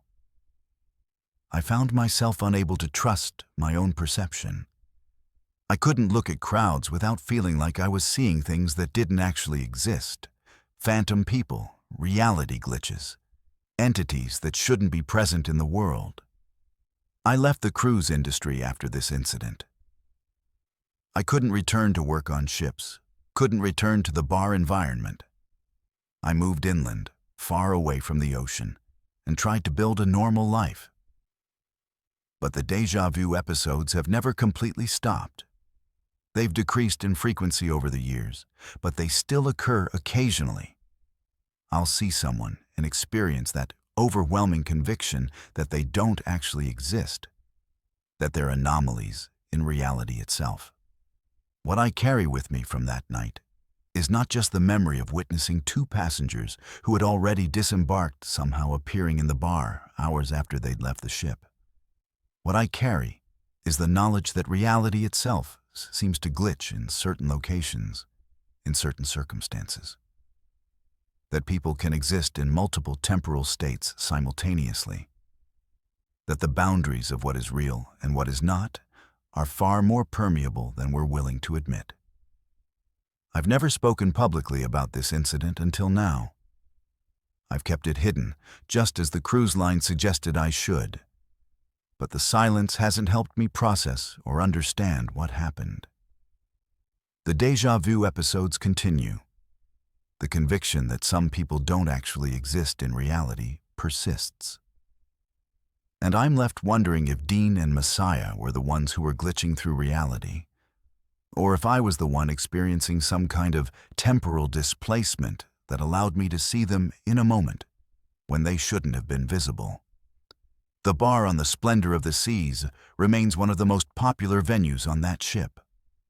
Thousands of passengers have since enjoyed drinks in that location, completely unaware that reality itself seems to function differently there. That people can appear and disappear without explanation, that the basic continuity of existence appears to be compromised in ways that no one is willing to investigate or publicly acknowledge. I've learned to live with the uncertainty. I've learned to question my own perception. I've learned that some experiences defy explanation, and that the people around us, the cruise industry, the authorities, the people who have the power to investigate these phenomena, actively prefer to keep them hidden. And I've accepted that I may never fully understand what I witnessed that night, or why the boundary between reality and something else seems to have collapsed in that bar at 2:30 in the morning on September 18th, 2011. My name is Ian, and I've worked as a cabin steward on cruise ships for over a decade, maintaining the living spaces where thousands of passengers spend their vacations and create their vacation memories. I'm 38 years old now, and I've built a reputation as a meticulous, dedicated professional who takes pride in the cleanliness and organization of the cabins under my responsibility. I understand the importance of attention to detail in housekeeping work, ensuring that every surface is spotless, that linens are fresh, that personal spaces are maintained to the highest standards. But what I encountered in cabin 847 aboard the Paradise Dream in 2006 was something that no amount of professional training could have prepared me for. That experience fundamentally altered my understanding of reality and introduced me to forces that exist beyond the boundaries of the physical world. I was working aboard the Paradise Dream, a Carnival cruise line vessel carrying approximately 3,400 passengers and 1,200 crew members on week-long Caribbean cruises. My job involved maintaining a section of cabins on Deck 7, ensuring they were cleaned, restocked with fresh towels and toiletries, and prepared for the next rotation of passengers. I took enormous pride in my work. The cabins under my responsibility were always immaculate. The other stewards knew they could depend on me to maintain the highest standards of cleanliness and organization. I worked efficiently, moving through my assigned cabins with systematic precision, completing my daily tasks with time to spare before the evening shift change. The morning of March 15, 2006, began like any other day. I started my shift at 6 in the morning, working through my assigned cabins, cleaning rooms that had been vacated by passengers during the previous evening. Most of the cabins were standard, some messy from passenger occupation, some relatively clean. I cleaned each one thoroughly, stripped the bedding, replaced it with fresh linens, scrubbed the bathrooms, vacuumed the floors, and ensured that every cabin was prepared for the next group of passengers. When I arrived at cabin 847, I noticed something unusual immediately. The cabin door was slightly ajar, which was odd because passenger cabins were supposed to be locked when vacant. I pushed the door open and entered the cabin. What I found inside made me stop completely. The cabin was in a state of significant disarray. Personal items were scattered across the floor. Clothing was draped over furniture. The bed was unmade, with sheets tangled and twisted as if someone had thrashed around during sleep. Empty food containers and cups were sitting on various surfaces. It looked as though the cabin had been occupied by someone who had left in a state of extreme disturbance. I checked the cabin assignment log on my electronic device.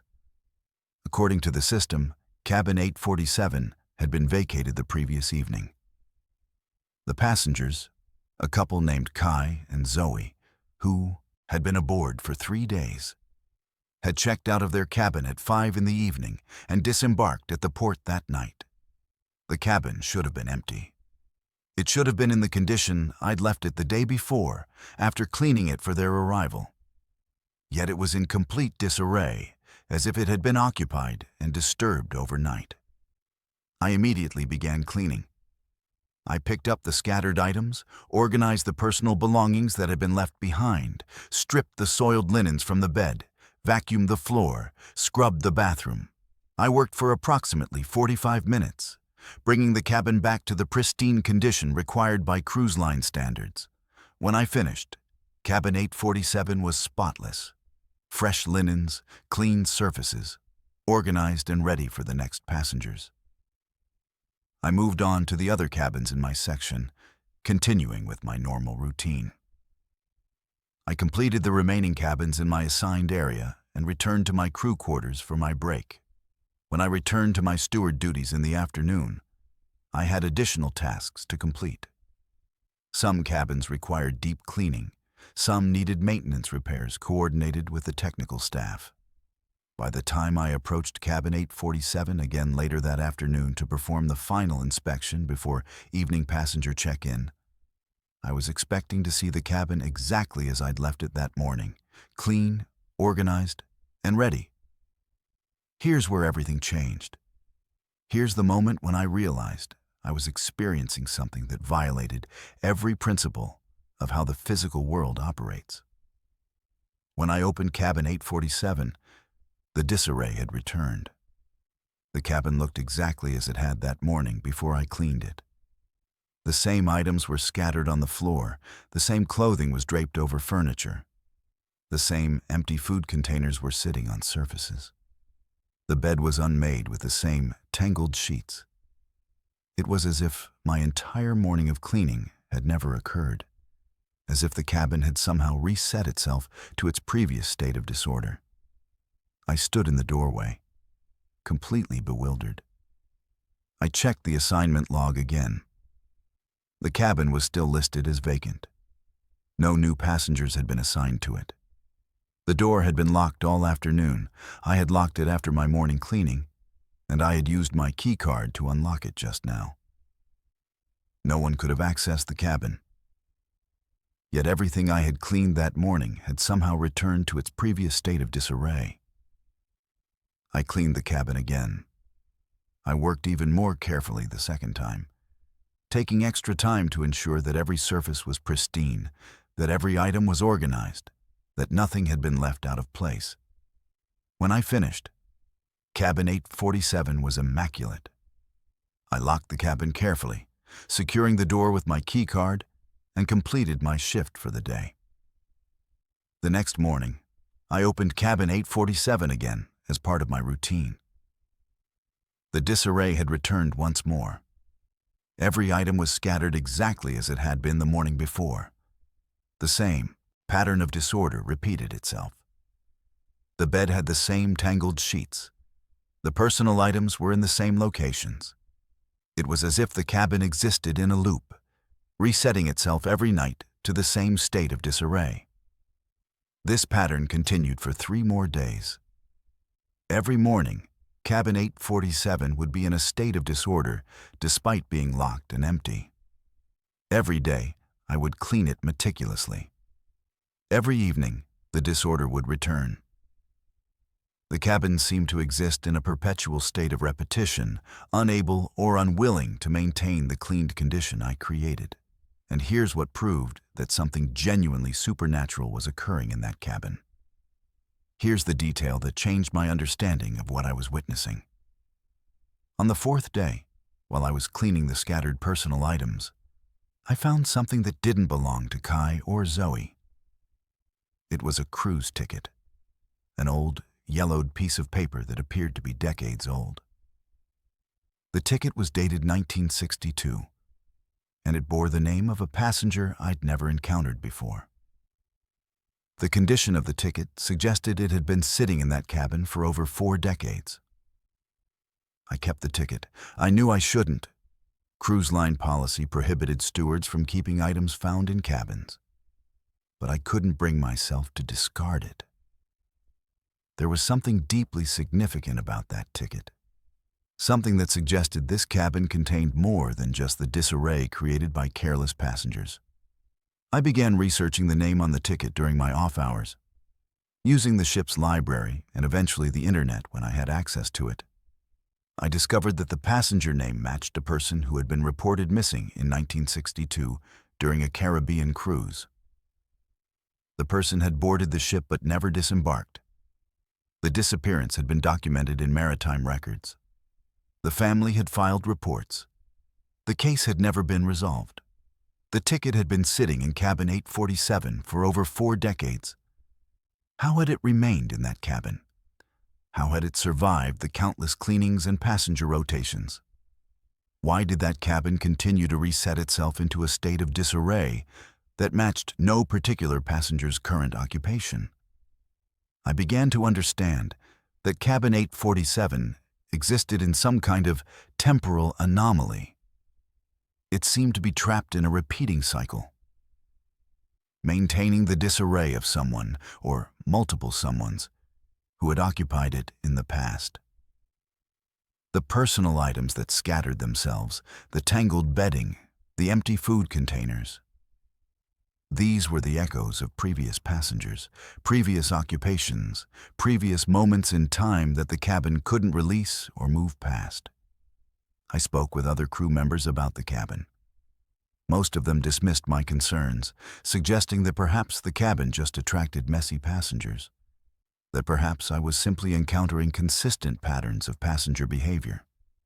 But one older steward, a woman named Carmen who had worked on cruise ships for 20 years, pulled me aside and told me that cabin 847 had always been problematic. She said that other stewards had reported similar experiences. The cabin would remain in disarray despite being cleaned. Items would appear and disappear in patterns that made no logical sense. Carmen told me something else that deeply disturbed me. She said the cabin always smelled faintly of formaldehyde. She said that some stewards refused to work on that section of the ship because they didn't want to be assigned to cabin 847. She said that there were rumors among the older crew members that the cabin was haunted, that it existed in some kind of supernatural state that defied normal explanation. I continued cleaning cabin 847 for another month before I requested a transfer to a different section of the ship. I couldn't continue working with that cabin. The repetition, the disorder that returned no matter how thoroughly I cleaned, the smell that Carmen had mentioned, a faint, distinct smell of formaldehyde that I began to notice each time I opened the cabin door. All of these elements convinced me that I was dealing with something that existed beyond the normal boundaries of physical reality. The cruise ticket from 1962 remains in my possession to this day. I've kept it carefully preserved, a physical reminder of what I experienced in cabin 847. I've researched the missing passengers' family, but they're scattered now, and the case has long since gone cold. The cruise line refuses to discuss cabin 847 with any specificity, redirecting inquiries with vague statements about maintenance issues or scheduling problems. What I carry with me from that experience is the knowledge that cruise ships contain spaces that exist outside of normal reality, that some cabins seem to be trapped in temporal loops, unable to move past events that occurred within their walls, that the missing passengers whose names I've researched, the person from 1962 whose ticket I found, and potentially others, may have left echoes of their presence in those spaces, unable to fully depart from the locations where they vanished. I eventually left the cruise industry entirely. I couldn't continue working in an environment where I knew that such anomalies existed, where I knew that cruise lines were actively concealing information about these phenomena. I now work in land-based hospitality, managing hotels and resorts far away from the ocean. But I still have nightmares about cabin 847. I still see the scattered items, the tangled bedding, the disorder that refused to stay cleaned. And I still wonder about the missing passenger from 1962. About whether their consciousness remains trapped in that cabin, unable to find peace or resolution, endlessly repeating the same disarray, waiting for someone to understand what happened to them.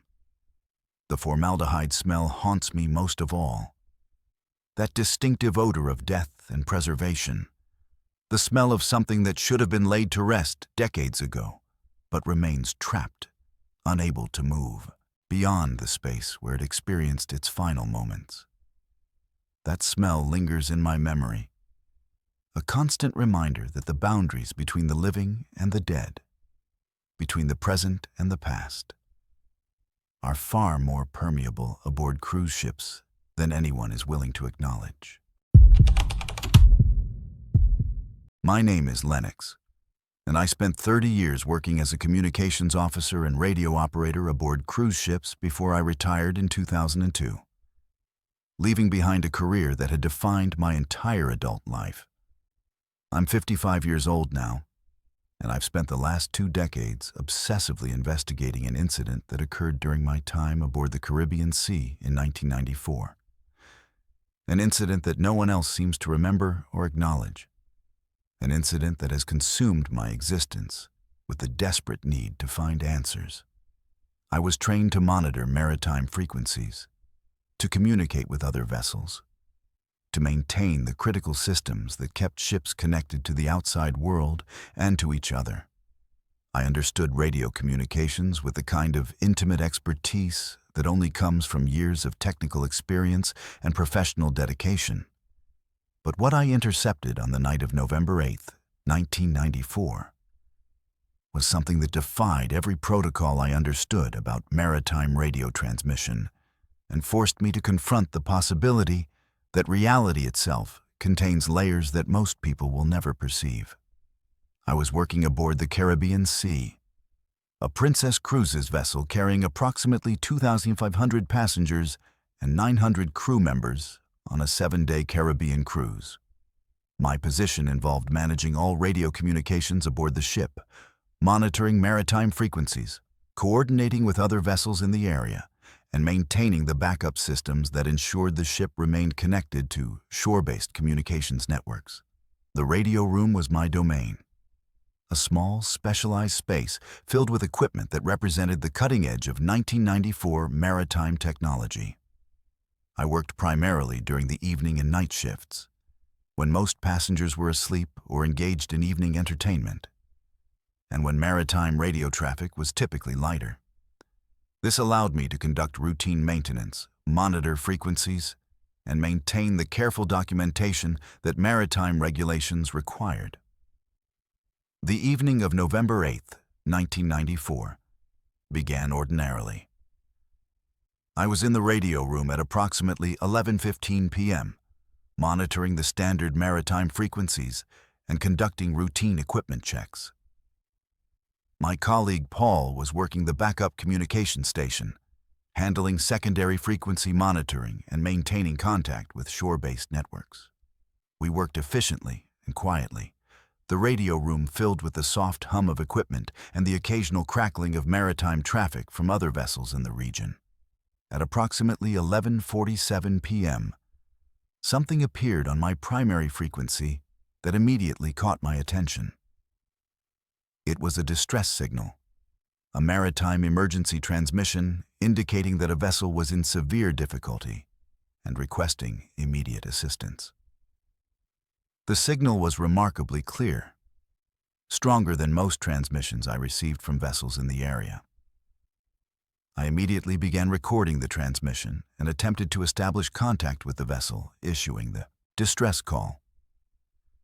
The voice on the transmission was calm, methodical, almost mechanical in its delivery. The speaker identified the vessel as the Meridian Cross, a cargo ship supposedly operating in Caribbean waters approximately 200 miles from our current position. The transmission stated that the vessel had experienced catastrophic engine failure and was taking on water. The captain requested immediate assistance from any vessels in the vicinity. The message included specific coordinates: 23.9 degrees north, 64.8 degrees west, which placed the vessel directly in the center of the Bermuda Triangle. I called out to Paul and told him to monitor the transmission while I attempted to establish direct radio contact with the Meridian Cross. I transmitted a response on the standard maritime frequency, identifying the Caribbean Sea and offering assistance. I requested confirmation of the vessel's status and a detailed account of the damage they'd sustained. For several moments, there was no response. Then the original transmission repeated, word for word, exactly as it had been broadcast initially. The message played again with perfect clarity. The identification, the distress declaration, the coordinates, every element identical to the first transmission. Here's where everything changed. Here's the moment when I realized I was intercepting something that violated every principle of how maritime communications operate. I attempted to establish contact again, requesting specific information about the vessel, its cargo, its crew complement, the nature of the mechanical failure. Instead of receiving a direct response to my specific questions, I received the same distress message again, repeating word for word with absolute precision. It was as if the transmission was a recorded loop rather than a live communication. I checked my maritime reference materials to locate information about the Meridian Cross. According to every database I had access to, the Meridian Cross did not exist. There was no record of a cargo ship by that name operating in Caribbean waters. There was no registration for a vessel with that identification in any maritime registry I could access. The ship identified in the distress call was not a real vessel according to any official documentation. I informed Paul of this discovery. He moved to my station and listened to the transmission himself. His face grew pale as he examined the frequency readings and the signal strength.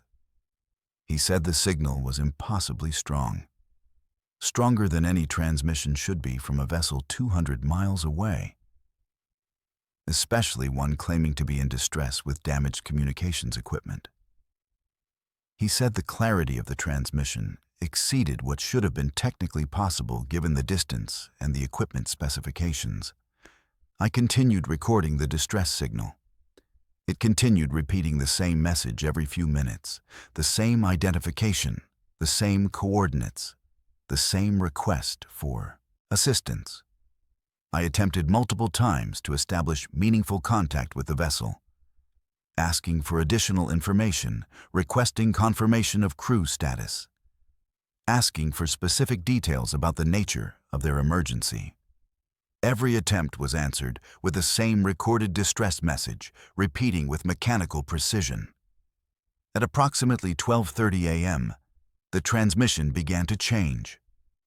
It still contained the same core information, the vessel identification, the distress declaration, the coordinates. But now it was being broadcast in multiple languages. The message played in English, then in Spanish, then in French, then in what sounded like Portuguese. Each language version was identical in content, only differing in the linguistic presentation. The message cycled through these 4 languages repeatedly, maintaining the same eerie mechanical precision. I recorded everything. I documented the frequencies, the signal strength, the time of each transmission, the language variations. I was creating a complete record of what I was intercepting. Paul stood beside me, increasingly disturbed by what we were witnessing. He asked me if we should alert the captain, if we should file an official distress report with maritime authorities. I hesitated. Filing a distress report about a vessel that didn't exist would raise serious questions about my competence and mental fitness. But I was intercepting a distress signal. Maritime protocol demanded that I treat any distress communication as legitimate until proven otherwise. At approximately 1:15 a.m., I made the decision to alert the captain. I documented everything I had recorded and prepared a detailed report of the incident. I explained to the captain what I had intercepted, provided him with the vessel identification and coordinates, and explained my concerns. The captain listened carefully and then made a decision that would fundamentally change the trajectory of my life. He told me to delete all records of the transmission and to stop monitoring that frequency. He said that if maritime authorities heard that we had received a distress call from a non-existent vessel, they would question our equipment, our procedures, and our credibility. He said that the most professional course of action was to ensure that no official record of this incident ever existed. He instructed me to erase the recordings, to clear the logs, and to continue my duties as if nothing unusual had occurred. I refused. I told the captain that maritime protocol required me to maintain complete records of all transmissions. I told him that deleting records of a distress call would violate international maritime law. I told him that I couldn't, in good conscience, suppress evidence of an emergency transmission, regardless of how unusual the circumstances were. The captain was very calm in his response. He explained to me that the cruise industry had protocols for handling precisely these kinds of situations. He told me that other ships had intercepted similar transmissions before. He said that maritime authorities were aware of these transmissions and had established procedures for handling them. Procedures that primarily involved ensuring that no public record of such transmissions ever became known. He told me that my cooperation in deleting these records was essential for maintaining the safety and reputation of the cruise line. And here's what proves that something genuinely impossible was occurring. Here's the detail that changed my understanding of reality itself. When I returned to the radio room after speaking with the captain, I discovered that all my recordings had been deleted. The tape that I had placed in the recording device was gone. The logs I had documented on the equipment's internal storage had been erased. Someone had accessed the radio room and systematically removed all evidence of the transmission I had recorded. Paul denied being involved. He said he hadn't touched any of the equipment. He suggested that perhaps the captain had sent someone to secure the recordings. I was devastated. I had created a complete record of an impossible event, and that record had been confiscated and destroyed. I continued working aboard the Caribbean Sea for another 3 months. But everything had changed. I was monitoring the maritime frequencies with different awareness now. I began to notice other unusual transmissions. Distress calls from vessels that didn't exist in any registry. Communications in languages that seemed almost, but not quite, human. Signals that appeared on frequencies that shouldn't have contained any maritime traffic. None of these transmissions appeared in official logs. None of them were acknowledged by other radio operators. But I was hearing them, recording them on personal devices before anyone could confiscate the recordings. When I retired from maritime work in 2002, I took with me dozens of recordings of impossible transmissions. I began researching maritime records, attempting to trace the origins of these signals. I discovered patterns. Certain transmissions seemed to repeat on specific dates. Certain coordinates kept appearing, always pointing to locations within or near the Bermuda Triangle. Certain ship identifications recurred across decades of transmissions, despite the vessels never having existed in any official record. And then, in 2025, something extraordinary happened. I received a transmission on an old maritime frequency I maintained for personal monitoring. It was the original distress signal from 1994, the Meridian Cross transmission from exactly 31 years prior. The message was identical. Same identification, same distress declaration, same coordinates. It had returned, repeating the cycle exactly 3 decades later. I have continued monitoring those frequencies. I have documented every transmission that arrives. The signals keep coming, always repeating exactly 31 years after their previous occurrence. The Meridian Cross transmission appeared again in 2025.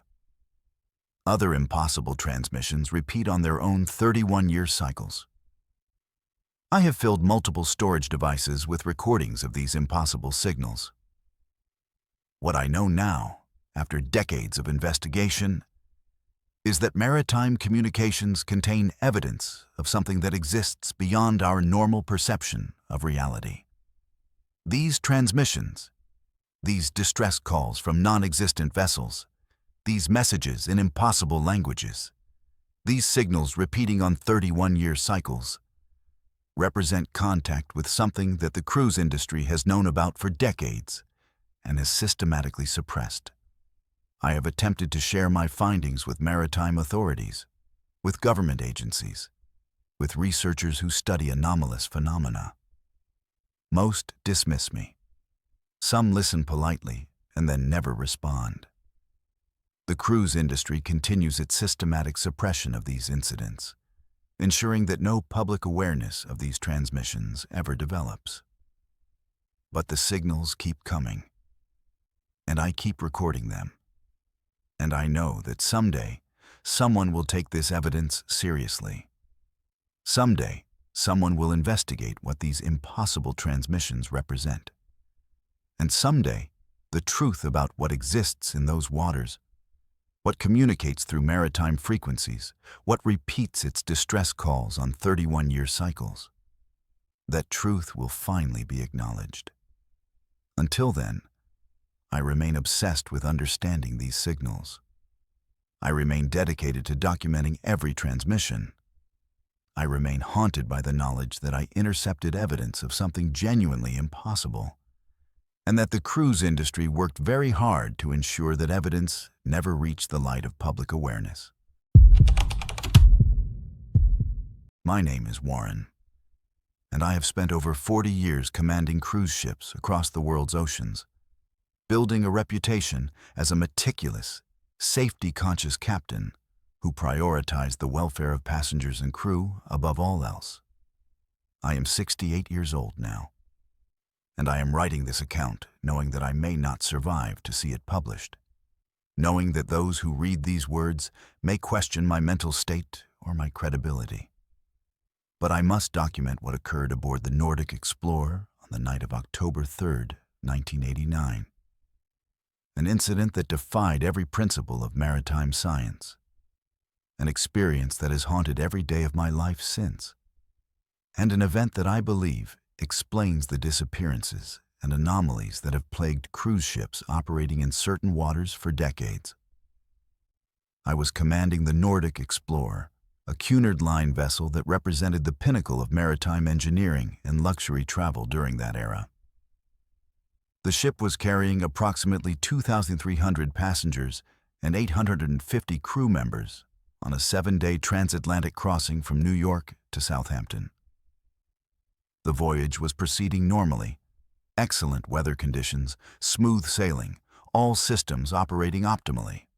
My first officer was named Jeremy, an experienced maritime professional in his early 50s who had served with distinction under my command for nearly a decade. My chief engineer was a woman named Athena, a brilliant technical specialist who maintained the Nordic Explorer's engines with meticulous precision. My chief medical officer was Melody, a compassionate physician who managed the health needs of thousands of passengers and crew with professional excellence. The evening of October 3rd began like any other evening at sea. The passengers were distributed across the ship's entertainment venues, dining rooms, theaters, lounges, casinos. The crew was performing their regular duties, maintaining the ship's operations and ensuring passenger comfort. I was on the bridge overseeing navigation and monitoring our course across the Atlantic. Everything appeared completely normal. Our instruments showed clear weather ahead. Our navigation systems indicated we were precisely on schedule. All maritime communications were functioning normally. There was absolutely nothing to suggest that anything unusual was about to occur. At approximately 11:30 p.m., Jeremy approached me on the bridge with an unusual observation. He said that our navigation instruments were showing conflicting data. Our primary GPS system indicated one position. Our backup navigation system indicated a slightly different position. And our traditional compass readings suggested a third position entirely. This shouldn't have been possible. These navigation systems operated on completely different principles and shouldn't show significant variance. Jeremy said the discrepancies were small, only a few hundred meters. But they were definitely present and increasing. I ordered a full systems check of all navigation equipment. Athena came to the bridge to oversee the technical diagnostics. We examined every component, every reading, every backup system. Everything appeared to be functioning properly, yet the instruments continued to show slight positional variance. The discrepancies grew larger. Within 30 minutes, the navigation systems were showing positional differences of several kilometers. An impossible variance that suggested our instruments had fundamentally lost the ability to accurately determine our location. Then something even more disturbing occurred. The ship's clocks began to display inconsistent times. The bridge chronometer showed one time. The radio room clock showed a different time. The passenger area clocks showed yet another time. Within an hour, every clock aboard the Nordic Explorer was displaying a different time. The discrepancies weren't uniform. Different clocks varied by different amounts. It was as if time itself had become unstable, as if the ship existed in multiple temporal states simultaneously. I contacted Athena in the engine room. I asked her if she was experiencing any unusual readings from the propulsion systems. Her response was deeply disturbing. She said that the engines were operating normally from a mechanical standpoint, but the fuel consumption readings didn't match the distance we were traveling. According to the fuel gauges, we were consuming far more fuel than our speed and engine settings should require. Yet the engines themselves were functioning perfectly. It was as if the ship was traveling through something that created unusual resistance despite moving through normal ocean water. Here's where everything changed. Here's the moment when I realized we were entering a state of physical reality that defied all scientific understanding. The ship's ambient temperature began to fluctuate in impossible ways. In some sections of the vessel, the temperature remained normal. In other areas, the temperature became intensely cold despite the climate control systems showing normal operation. In still other areas, the temperature became uncomfortably hot. The ship seemed to exist in multiple thermal states simultaneously, with no logical explanation for the temperature variations. I gathered Jeremy, Athena, and Melody in the captain's ready room. I explained what we were experiencing. All of us were highly trained professionals with decades of maritime experience. All of us understood that what was occurring violated every principle of physics and maritime science that we'd learned throughout our careers. I made the decision to document everything. I began recording detailed entries in the ship's log, noting the time according to the bridge chronometer, documenting every anomalous reading, describing every unusual occurrence. The passengers began reporting strange experiences. They said they felt as though they had been awake for an extremely long time, despite the ship's clocks showing only a few hours had passed. Crew members reported similar sensations: overwhelming fatigue, the conviction that far more time had elapsed than the instruments indicated. I ordered the ship's medical staff to monitor passenger and crew well-being. Melody reported that many people were showing signs of extreme physical exhaustion despite having slept relatively recently. Some passengers showed visible signs of aging. Their faces appeared more lined, their hair seemed grayer, their movements seemed more fatigued. By approximately 3 a.m., according to the bridge chronometer, something extraordinary began to occur. The ship's instruments started to normalize. The navigation systems converged on a single consistent position. The clocks began to resynchronize. The temperature fluctuations ceased. The fuel consumption readings returned to normal values. Within approximately 1 hour, every anomalous reading had disappeared. All instruments showed normal operation. All systems had returned to their standard function. When we arrived in Southampton the following morning, we discovered something profoundly disturbing. According to the port's records, we had arrived exactly on schedule. The ship's instruments indicated that only 8 hours had passed since the anomalies began. But according to every crew member's subjective experience, much more time had passed. The passengers reported feeling as though they'd lived through nearly 36 hours of continuous time. Many crew members showed signs of extreme fatigue and aging that couldn't be explained by only 8 hours of elapsed time. And here's what proved that something genuinely impossible had occurred. Here's the detail that changed my understanding of what we'd experienced. When the passengers began to disembark in Southampton, we discovered that 13 people were missing. According to the ship's manifest, we had embarked with 2,300 passengers in New York. The manifest indicated that all 2,300 should disembark in Southampton, but only 2,287 passengers came down the gangway. 13 people were gone. We conducted an immediate search of the ship. We checked every cabin, every public area, every storage space. We reviewed security footage from throughout the vessel. There was no trace of the 13 missing passengers. They hadn't disembarked at any intermediate ports. We had made no stops between New York and Southampton. They hadn't left the ship in any documented way. They had simply vanished during the night when the temporal distortion occurred. I filed a detailed report documenting everything that had occurred. I included the missing passengers, the temporal anomalies, the crew's subjective experiences, the instrument readings, all of it. I documented my observations as a captain with 4 decades of maritime experience, describing phenomena that I couldn't explain but could definitively confirm had occurred. The maritime authorities' response was swift and systematic.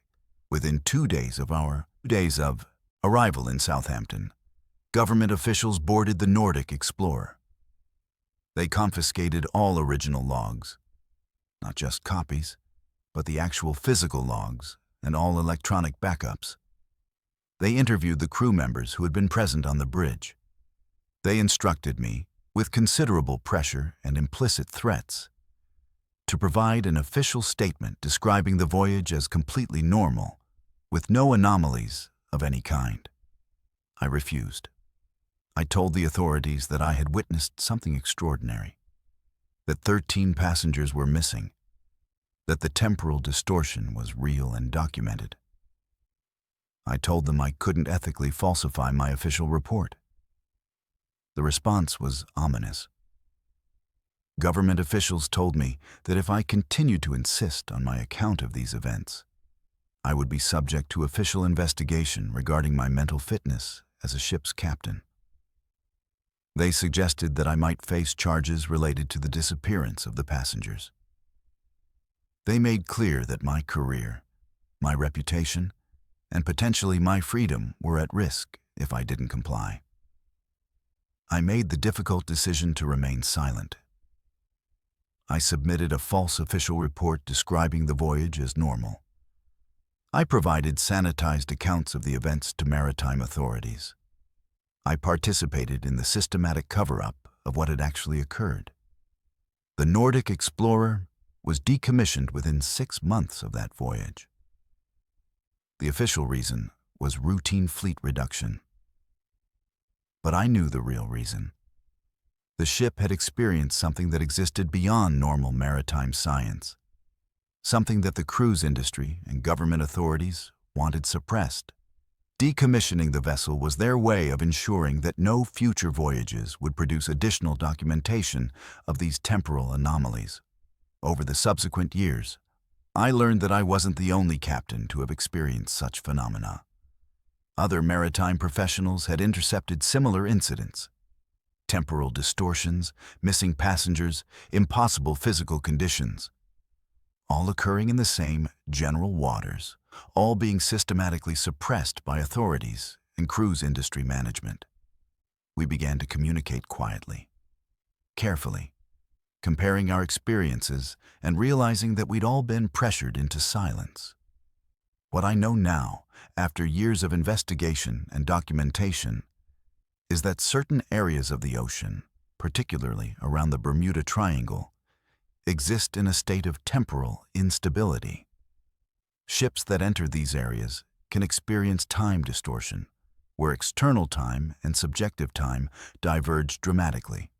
Passengers and crew members can experience subjective passages of far more time than instruments record as having elapsed.